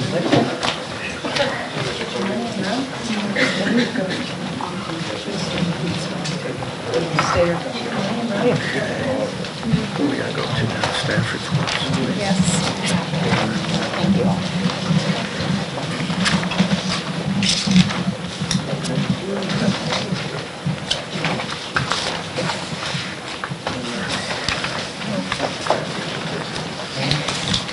Okay, I guess we'll go back to the staff reports at this point. We have a staff report. Eric still back there? No, we got rid of Eric is back there? We can go to somebody else, place him. There he is.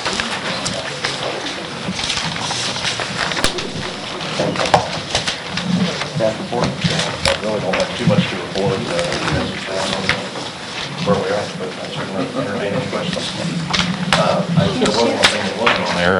As I previously mentioned, our new hire, Nick Cusinelli, is a certified canine handler.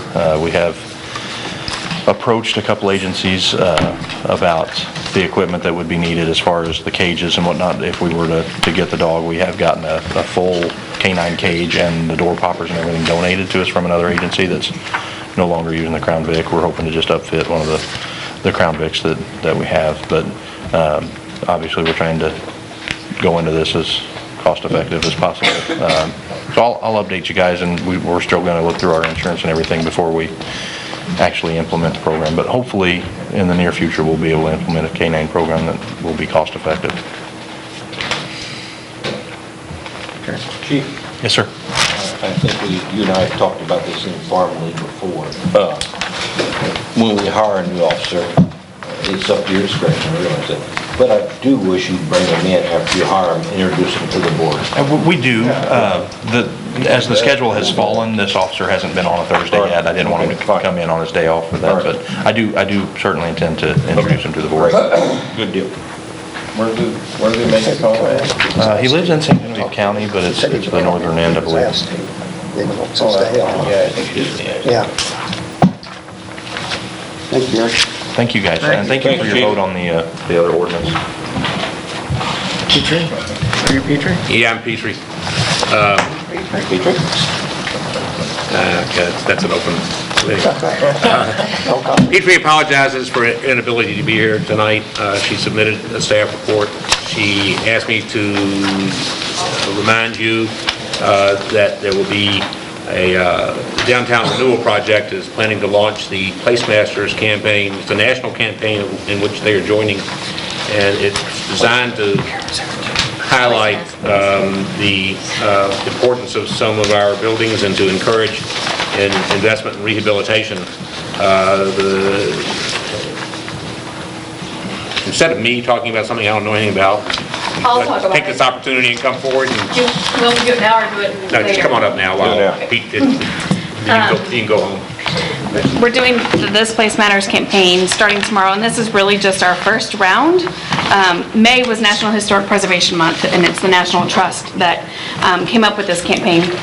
So we're doing a campaign tomorrow, meeting at 5:15 at the Ziegler House, the Jean Baptiste Burke House, and we ask that, awesome, we ask that you wear red and black if you can, because it's downtown renewal colors, and we're going to get pictures taken with our This Place Matters signs and some of our downtown renewal logo signs.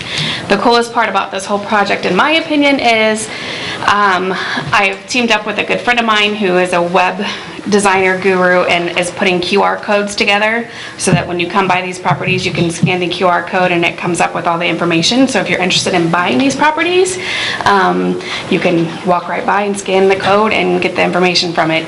A lot of that is going that way in retail, but we're going to specifically put this on our Downtown Renewal website, which is going to be launched. So we're meeting at 5:15 at the Ziegler House, 5:25 at the Old School House in Washington, 5:35 at the North 2nd Street, 120 North 2nd Street. It's the 2-story brick building on 2nd Street that is all boarded up, basically. And then 5:45 at South Main, the Antoine O'Neill House, and then 5:55 at the Gabourey, the Moses Austin Annex. And we ask that you bring hats and sunglasses and your kids and your dog, and we specifically asked them to bring your favorite alderman. And we're going to take pictures. We didn't want it to be just plain old pictures, everybody in front. We want to be able to have some fun and spotlight these houses as part of our big initiative for this year. Any questions about it? I've sent out the email, I know, to about 230 people, and I know she sent it out to several people too. It's been on Facebook. We've been sharing it quite a bit, so hopefully we'll have a pretty good turnout. If the weather does not cooperate, we have it rescheduled for Monday at 5:15. So, thanks. Thank you, Karen. Thank you. Steve? Evening, everyone. Give you an update. Flynn is scheduled to start drilling on Monday for the new well. They got tied up with some rain delays last week. They planned on being here already, but they're a few days behind. So they do plan on start drilling on Monday. So if anybody wants to go down, look from a distance, it's Steve, what's their target depth? 120 feet max. Our current wells run about 80 feet, so. Heavy rains last month washed out one of our access roads and our utility easement to a couple lift stations off 32. Worked with the street department on repairing the Dutchmans. I don't have a count on how much rock it took, but they spent the entire day out there repairing the road. So. That's pretty good distance, 32, ain't that one? Yeah, it's probably a quarter mile back. Yeah. So there's a lot of, you had to do a lot of work to get it back in shape. Yeah, on the hills, yes. There were ruts washed in there about a foot and a half deep in some spots. Anything else for Steve? Grinder pump on Westwood. I contacted Shoes yesterday, Shoe Plumbing. They said they have all the materials and parts. The company they ordered from forgot to send the control panel. That was delivered the day before yesterday, and it's on their schedule to get replaced or installed. Steve, can we not install that? You guys cannot install that grinder pump? No, that's on a customer's lateral. We're not responsible in no way, shape, or form for that. Yeah, but we're paying for the grinder pump, okay? So, once again, why are we paying someone to install it? Can you guys install the grinder pump? Is that sure within your realm of work? My staff is knowledgeable enough to install one, yes. Okay. Is it their responsibility to go in someone's house and wire into their electrical panel? No. Okay. All right. Thanks, Steve. All right, thank you. I got something. Remember, I said something to you about some new areas that we may have issues with as far as water getting into basements or water. He mentioned on North 4th some areas that may be taking some water during heavy rains. maybe backing up the sewer system and entering people's homes. I'll get with you. This is the first we've heard of it. From here on out, anything more than a light sprinkle will be monitoring that area. You're welcome to come down and look at our basement when the creek comes up. And the neighbor's basement. And the Yeah. neighbors. I'll give you guys my card right now. You can call me, first sign of anything. There we go. Thank you. I wrote my agenda. Good deal. Anything else? Thanks, Steve. Thank you. Thanks, Steve. Kenny's here tonight. What the heck's he doing? Thanks for staying this long, Dave. Usually I'm like this. It's true, yeah. I'd start off by saying good evening also, and thank you to the board for approving me as fire chief. I hope to do as good a job as some of my predecessors, and to me it's a real honor to lead the volunteers that we have. We've got a wonderful staff out there. So one thing that I am going to change on monthly reports, in the past they've always been a month behind. I'm going to start doing them for the current month up to the point of the meeting.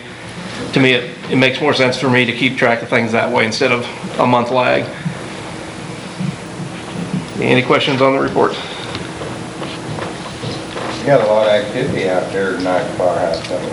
Yeah, that's one of the things under training. We're hosting the Ozark Regional Firefighters Association.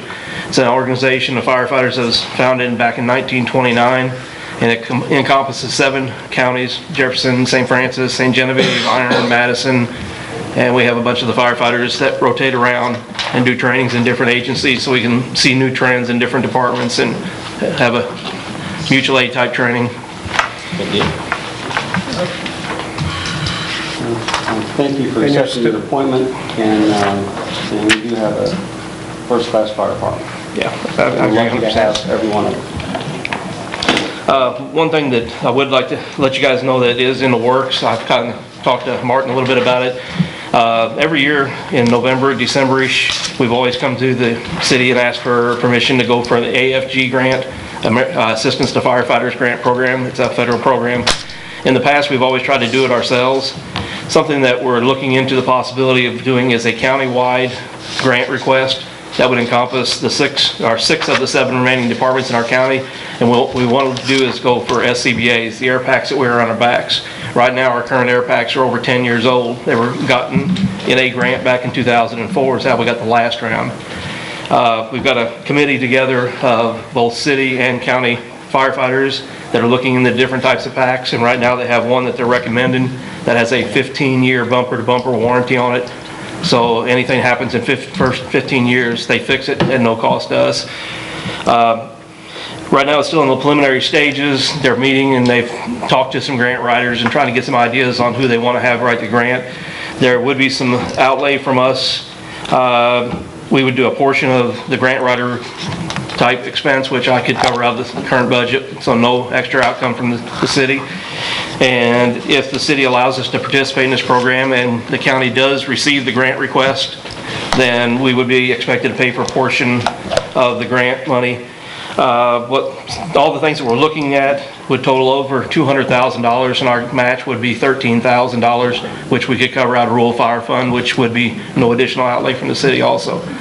So we're just giving you a heads up on it to let you know that this is in the works. Eventually, there's some paperwork going on now that will require a signature from somebody in the city. I think it to be the mayor at this point, that says, yes, we will participate in this program and we will commit to the paying of our funds if the grant is accepted and approved. But right now, it's all in the preliminary operations. Sounds great. Anything else? Any other questions? All right. Thanks, man. Once again, thank you for the appointment. Thanks for No coming to problem. the meeting. Thank you for doing it. Have a good night. Thanks, Kenny. Sandra?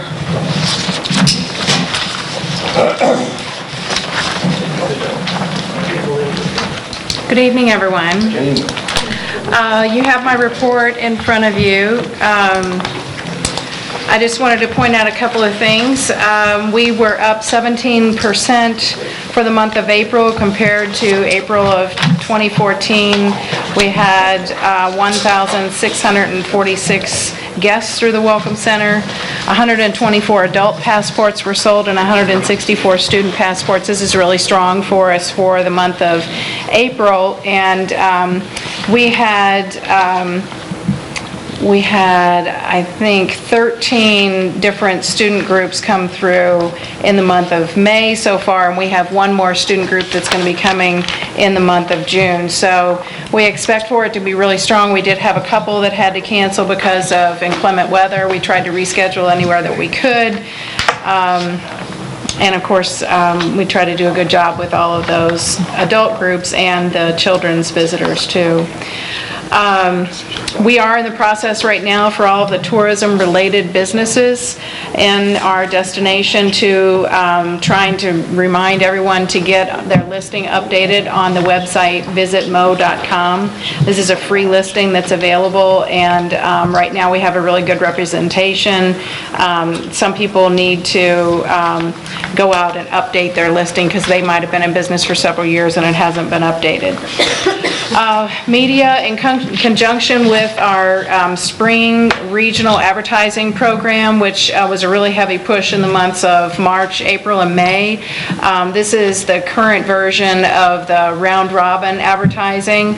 We contact all of the tourism-related businesses and give them the opportunity to purchase an ad on the same page as the St. Genevieve Tourism Group ad, and in that way we're able to gain more traction in some of these regional publications that we're targeting to attract people to St. Genevieve. Here's just a small example. This is where all of the ads on this page are from St. Genevieve, so you have the St. Genevieve ad up there, and the shops were able to, bed and breakfasts, the wineries and other organizations where they wanted to, they were able to pick and choose what was appropriate for their budget and their time frame. The one that we're most excited about is the Belleville News-Democrat. This is a really strong market for us. It draws from Scott Air Force Base and that whole Illinois area that's able to just jump on the JB Bridge and get over here in about 45 minutes to an hour. We've always had a one-page spread on there, and we had enough local participation this year that they gave us a full 2 pages, which is really exciting. And this happens to be the centerfold of the Summer Fun Guide. So this is a pull-out, and it stays on their coffee table theoretically all summer. So we were very pleased about that, and we had several local organizations that contributed to it too. The St. Genevieve Downtown Renewal, the Route de Vin Wine Trail, and the Chamber of Commerce for their summer music series on Friday night. So we had really good participation. If anyone wants to see any of those, I'll hang around afterwards and you can take a look at it. That's the separate agenda item. In addition to this, we had some really nice write-ups. You can see them in the list there, and those included write-ups in the publications that we advertised in, as well as we had a write-up in the Go section of the St. Louis Post-Dispatch. We had done 2 ads in the Go section for the Garden Walk weekend. That was their choice of where they wanted to advertise, and then we got into that on a non-paid basis, so we're excited about that. Also, the Bridge magazine out of Cape Girardeau, 573 magazine, which hits our area, and then St. Louis magazine. We received notice last week that we received a positive approval for our FY16 grant applications from the Missouri Division of Tourism's Promote Missouri Fund. These will start on the state's fiscal year of July 1st. The Saturdays in St. Gen program, this was a fledgling program last year, and we tried to boost it and grow it a little bit this year. It kicked off this past weekend. We had a musician downtown. We had several vendors and demonstrators set up, and we're trying to continue that on every Saturday during the summer. Right now, we are still looking for strolling greeters to dress in costume and greet our visitors to St. Genevieve on a Saturday. We're looking for June 27th, July 18th, and July 25th. So if there's anyone that you know that has an interest in this area, please put them in touch with the Welcome Center. So tomorrow, on June 13th, we have the French Heritage Festival coming up. This is, again, sponsored by St. Genevieve Downtown Renewal. We also receive Muni Band grants and Community Foundation grants in support of that program, and we're expanding it this year. So where the Muni Band plays on Thursday nights is where the street dance will be. So if you've been to the street dance before and had a good time, please come back, because I think it's going to be an even better time this year. We are, you'll have later on your agenda this evening, you'll have a street closure request from Downtown Renewal, and so we're keeping Main Street open during the whole festival. We're just closing a couple of the streets that lead up to it to create a little event space and kind of spread it out. So that's my report, and if anyone has any questions, I'll hang around afterwards so I don't take your time. You take into account the local schools when they come down and do the tours? Because there's a lot of participation from both. Yes.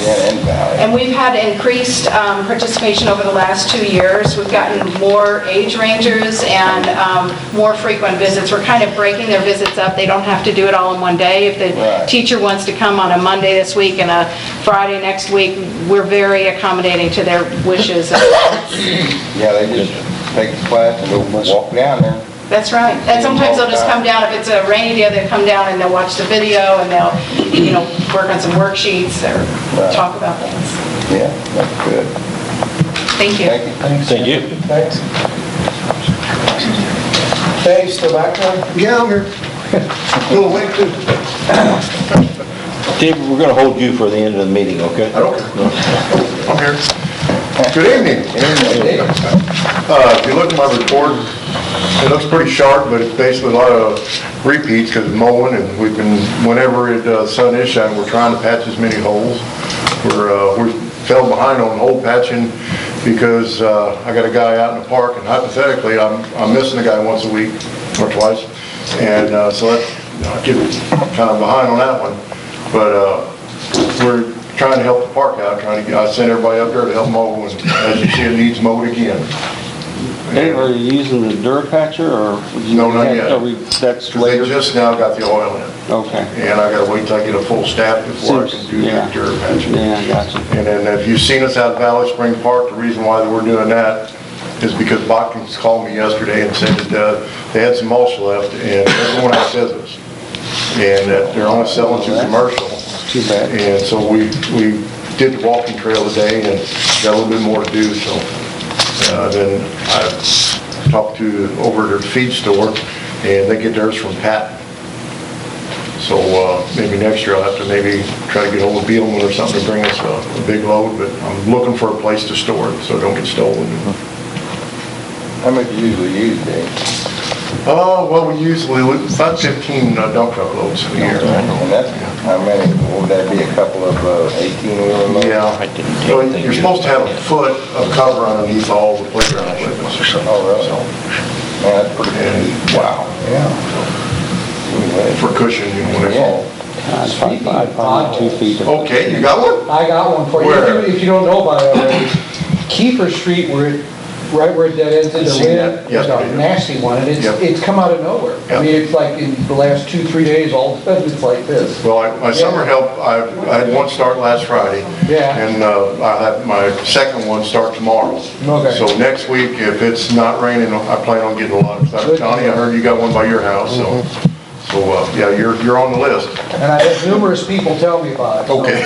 Not only myself, but I've had other people tell me about it, so. We'll get to it. All right, thank you. There's none in my neighborhood, don't worry about mine. There's none in your neighborhood, yeah, there is, up on top the hill there is. They're all over the place. Oh, I know, they just, bam. They're there. I know. They got the pothole hotline, right? That's right, and we can get some calls on that. Yeah. And we try to, if we can get to it with the bag mix, we do it right away, but Yeah. I don't like buying the bag mix in the summer because we can get the hot mix. Yeah. And then we still got some concrete work to do, but like I said, now that I got to get my summer help and it quits raining, we quit mowing. Big thing, ain't it? Yeah, the rain lately. Been crazy, right? Oh, Yeah. Anybody got it? Anything else today? Thanks, Dave. Y'all have a good one. You too, buddy. Thank you. Okay, public comments anymore? I have a question, if you don't mind, Dick. Sure, please. Come on, let's put podium. I think Jill's spoke. That's fine. Dave Lee. Yeah. Tom, if We gotta have, who you are. I'm Paul Mullins, I live over on Oakwood in Point Base. If the tax goes for what, utilities? What? The tax deferred that you were discussing earlier, is that utilities only? You go for infrastructure. Infrastructure. Such as? In the TIF district or directly related to the TIF district. So when you said that the point base went from the plaza to M Road, I didn't say that. Mr. Tony said that. Connects to. you said it, right? Two elements of the TIF district are connected. Why did it take so long to fix the street then on Point Base Drive?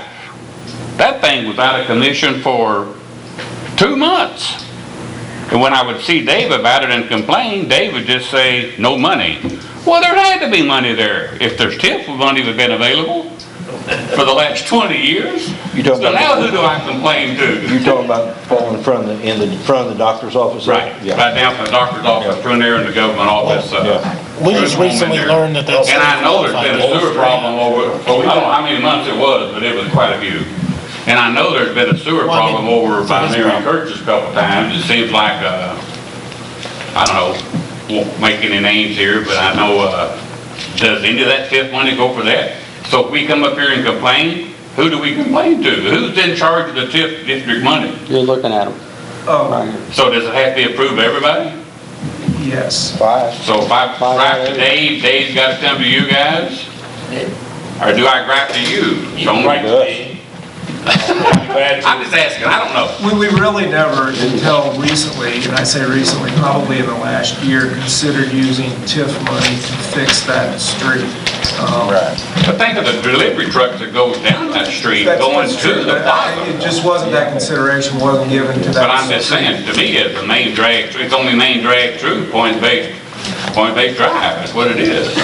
Just as important as Progress Parkway for the people over there.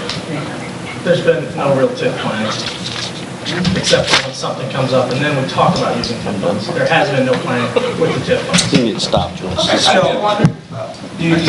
Are you done, Paul? Yes, sir. Okay. I just had a question, that's why I want to know it. They asked. Thank you, Paul. Thanks. Joe Steiger, 324 St. Francis.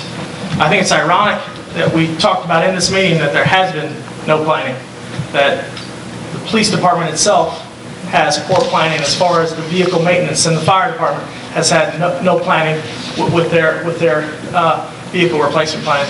And then yet we still decide to move ahead without a real plan. So I find that ironic that we voted the way we did tonight. We've got groups like the Downtown Hill Group that are begging for $25 at a time to try to get 50 different businesses in the downtown area. I know it's not inside the TIF zone, but it's just another example of how this works. So when you got people begging for money, you got a tourism director begging for money. She doesn't have any money to market with this town as best she can. And yet, without any real planning, you guys just go ahead and move ahead. So I think that it's what happens if Tractor Supply comes to you next week. You've had a straw vote, you say, I'm going to commit $120,000 to Point Base, so maybe, Paul, your street might get partially fixed. But what happens when Tractor Supply comes and says, hey, we're going to invest $4 million in inventory, we're going to have sales tax of $10,000, $20,000 in sales tax, and all of a sudden, whoa, wait, we might want to spend some money on TIF if it qualifies inside that TIF fund for Tractor Supply. Then what happens to that point-based money that you guys just committed to?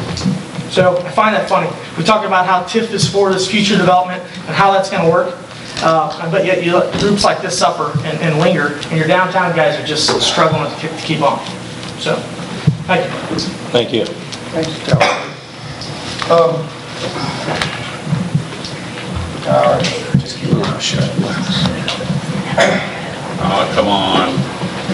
Let's get to Phone this your poor people, people that have been sitting here all night Rattlers long. have been here. Let's do How long? something. John Zerway, 413 Mayhay. I just want to say, Shane, one thing. You should have done better research. That facility, he makes almost $4 million a year off that facility. He has 4 facilities. You could have better benefited that money to better places, to better benefit our citizens. Maybe you should have made him train his employees so he better care to our citizens. Shame on you. Stop. You're gonna have to do something. Yes, Karen. I'm Kara, president of the Downtown Renewal Project. just want to give you an update on where we are and what we're doing. We have recently met and approved a new bylaws and a new mission statement, and I wanted to read our mission statement to you so you guys kind of knew what we were moving towards. It's to foster a more vibrant community by increasing social interactions and increasing economic activity while showcasing our unique heritage and attractions. We have a new membership campaign that we are taking to the board approval at our next meeting in June, hoping to have that rolled out in July. We have it set up in 3 different tiers for in our district, businesses in our district, businesses outside our district, and then personal investment. We have a goal of having 75% of our downtown businesses join, which is a pretty lofty goal, but truth of the matter is we've been together for 8 years and we've never had membership, which kind of probably should have been done when it was formed 8 years ago, and we can't just rely on our chocolate walk to fund all of our advertisement for the year. We increased our marketing efforts by having volunteers set up at Country Mart every 6 weeks to promote our events, to try and engage our locals, to get them to go downtown. We're launching our new website, as I spoke about earlier, with This Place Matters. We have a whole lot of content that we're putting up there, doing a lot of marketing efforts online to market St. John and the downtown area. Also increasing our Facebook. We're like just below 500. If we can get to 500, then we get all kinds of perks from Facebook. So we're trying to push to 500. 500 what, likes? Have you and the group ever considered having your own show on our public access television channels? Have not. I mean, I bet we could make that happen. Okay. And I think that the dedication of the group, and I think you can have fun with it, keep people very informed of what's going on. Sure. And I would suggest to consider that. Yeah, that's a great idea. Speaking of the art walk, we just had our May art walk, and we had a really great turnout. Thanks to Scooter Burgers for coming down and setting up. They sold out like within an hour. And the Boulder Coast Museum allowed us to have the Gateway Cruisers Car Club come and set up on their property, so wanted to thank them for that as well. I personally attended the SEEDS training, which is the Southeast Economic Development Fund training. It's based out of Park Hills, and it was a Money Smart classes for small businesses. I benefited a lot from this class. I do not have any business background yet. I'm running a business. I have lots of marketing and social work skills, but no formal business training. And I've been talking with them about getting that training here for our economic development. I have talked with several people that are looking at opening businesses within downtown, and I think there's a need for something like this here. We talked about the Small Business Association earlier, getting the SEEDS program over here because people think that Park Hills is so far away and they won't drive, so we're trying to set that up over here for people to go in and attend trainings. I would like to urge for a long-term city plan and the sales tax. We've said that there's a dire need. Increasing our tax base and increasing shopping local and utilizing our shops and things that we have, the unique businesses that we have downtown. I would urge you to set a precedent for the people that are in your district. I think that will answer a lot of our problems. We keep saying we don't have money, we don't have money, we don't have money. It's because our own people aren't investing here, and it's so easy for them to jump on a highway and go somewhere else versus investing locally and living here and working here and doing everything here. I bought the house at 150 Jefferson. It's a very slow-moving project. If it was up to me, I'd already be there.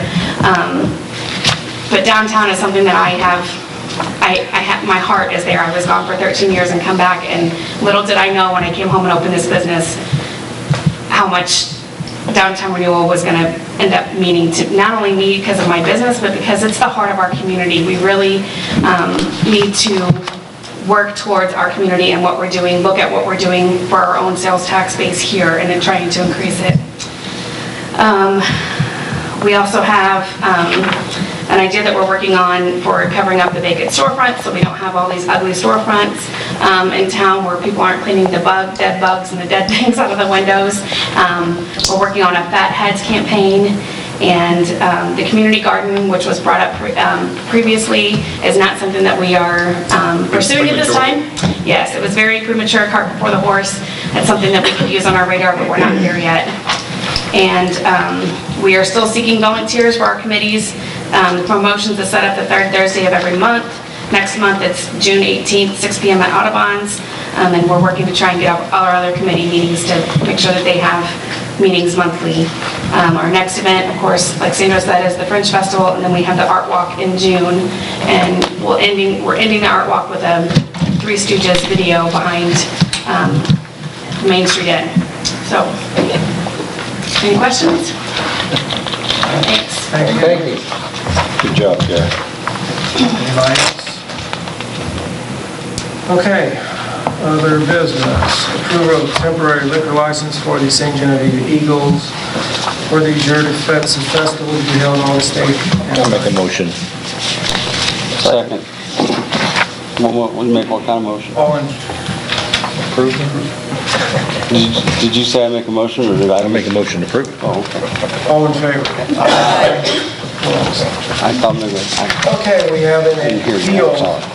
from the decision of the Heritage Commission and administrator for a project at 645 North 4th Street. I think you have all that in your packet, and the owners of the property are here tonight. This is Dwayne Rodler, and they applied to the Heritage for a certificate of appropriateness to install a 12 by 21 carport next to their house at 645 North 4th Street. Petrie analyzed that, prepared a report and determined that it was inconsistent with the design guidelines.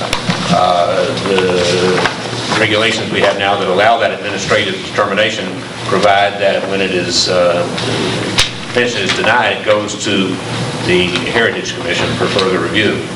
The Heritage Commission had a meeting and upheld the decision of the staff for denial of a certificate of appropriateness. The Rotlers then have the right to come before you to present their case and appeal the denial.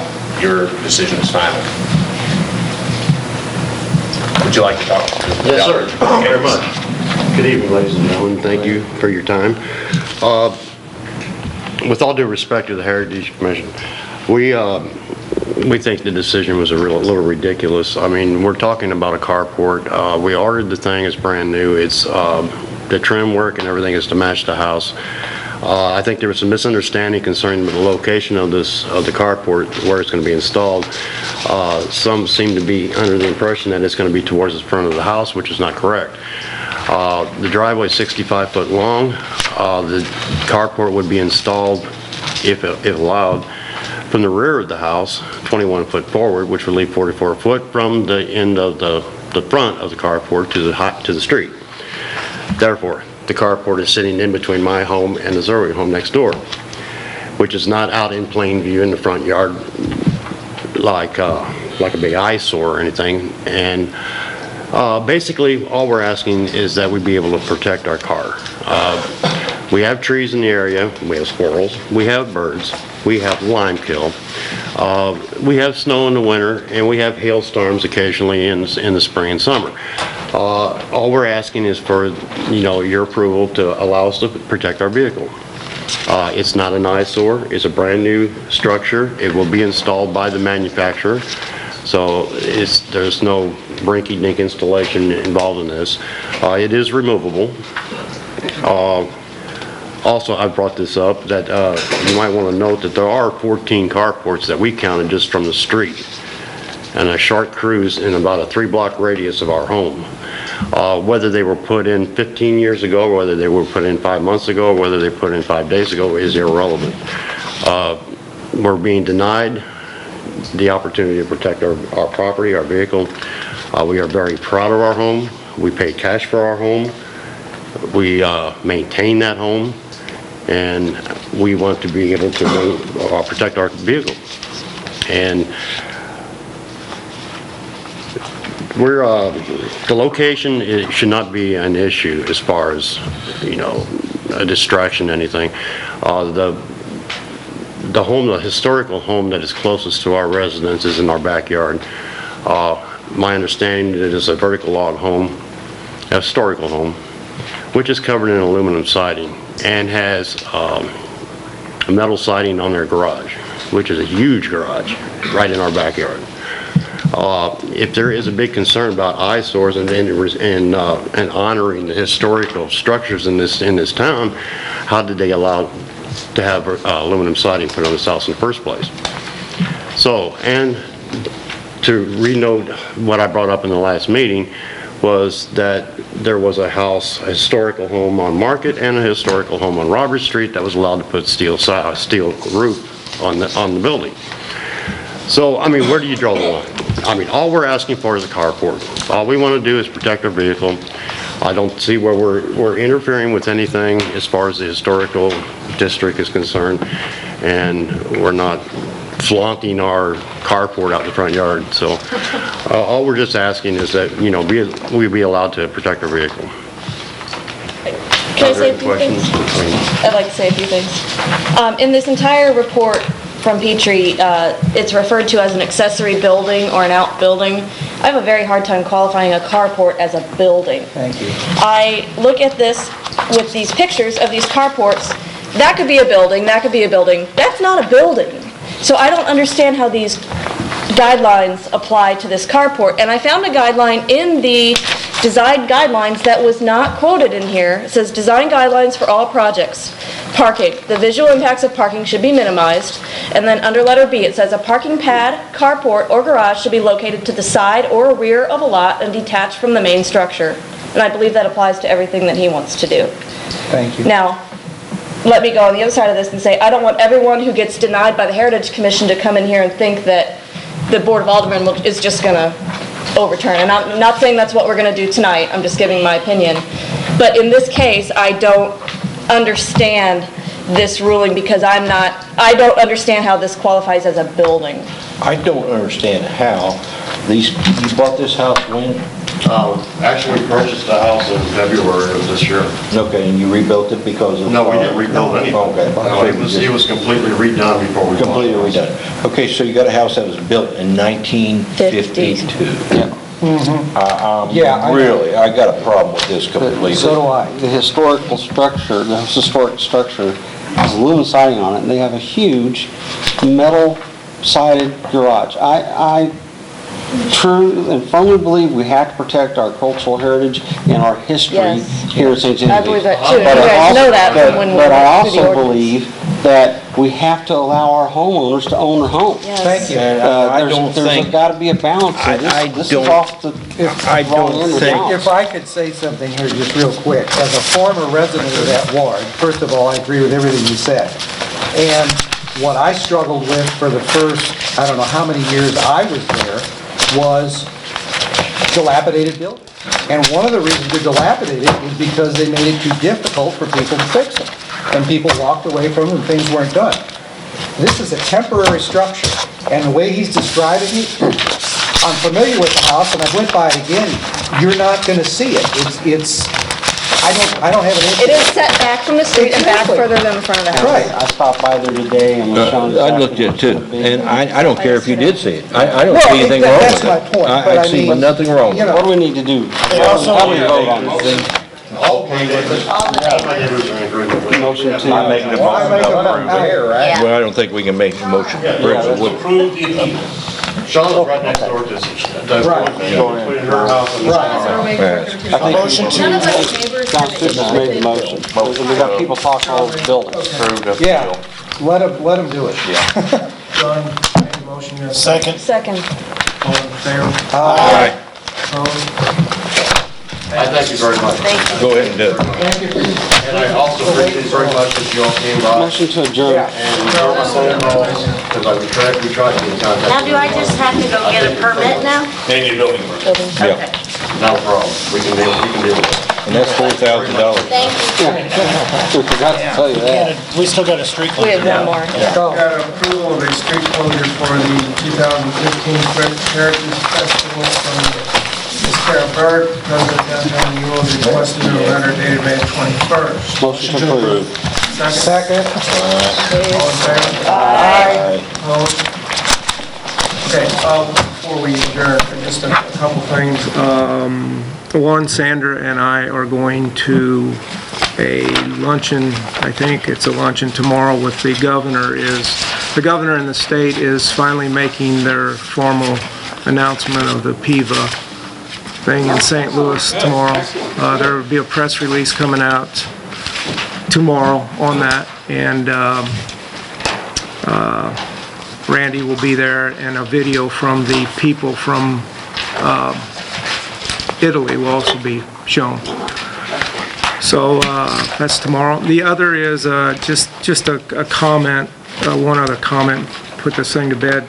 You know, I think none of the whole TIF issue would have been an issue if we wouldn't have done the PIVA thing. Because, and to say that we didn't have a plan, we had a plan. It certainly wasn't finalized, but you had a list of priorities of what we were going to do with the TIF money.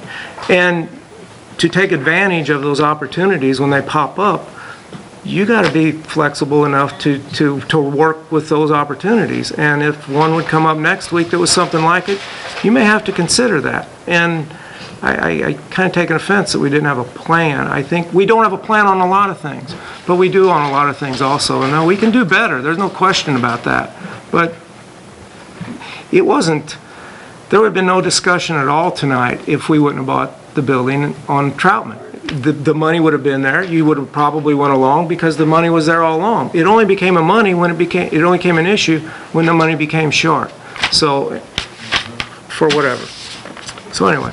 I just think that a lot of people just don't really understand how the whole TIF process works and the district and what our limitations were, and that yes, there was a plan. There was a rolling plan. It changed frequently, but there was ongoing discussion about what to do with that money. And if they don't watch the movie, they don't know that. And it could change some more yet. It could. It absolutely could. And we may be able to, you know, maybe that 125 could grow. Yeah. Sales tax is up some. Now, our problem is, you know, the money isn't here, it isn't in the bank. These are tax receipts that we are anticipating. And so we made arrangements when we spent the money on PIVA to go to the Industrial Development Corporation and ask them to make a short-term loan for us if we wanted to do something in the TIF district to take advantage of the money that will be coming in, and they agreed to do so. So we'll be able to get it all worked out on a cash flow basis. It just was a little questionable because we won't actually see that money until January or February. Are you gonna have the whole thing redone, or just portions that we talked about tonight as far as personnel manual? Just to clean up stuff. Well, I'm going to rewrite, I'm not sure what you mean. Well, I need to save this, in other words.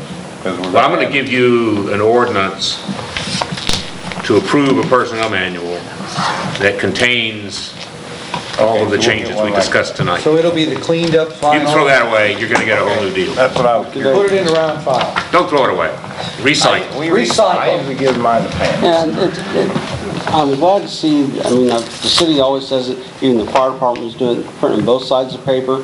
That's a big deal to me. It's sustainable, and even if they don't know it, that's a wonderful thing. I make a motion to adjourn. Second. All in favor? Aye. Opposed? Thank you. Thank you. You can't leave.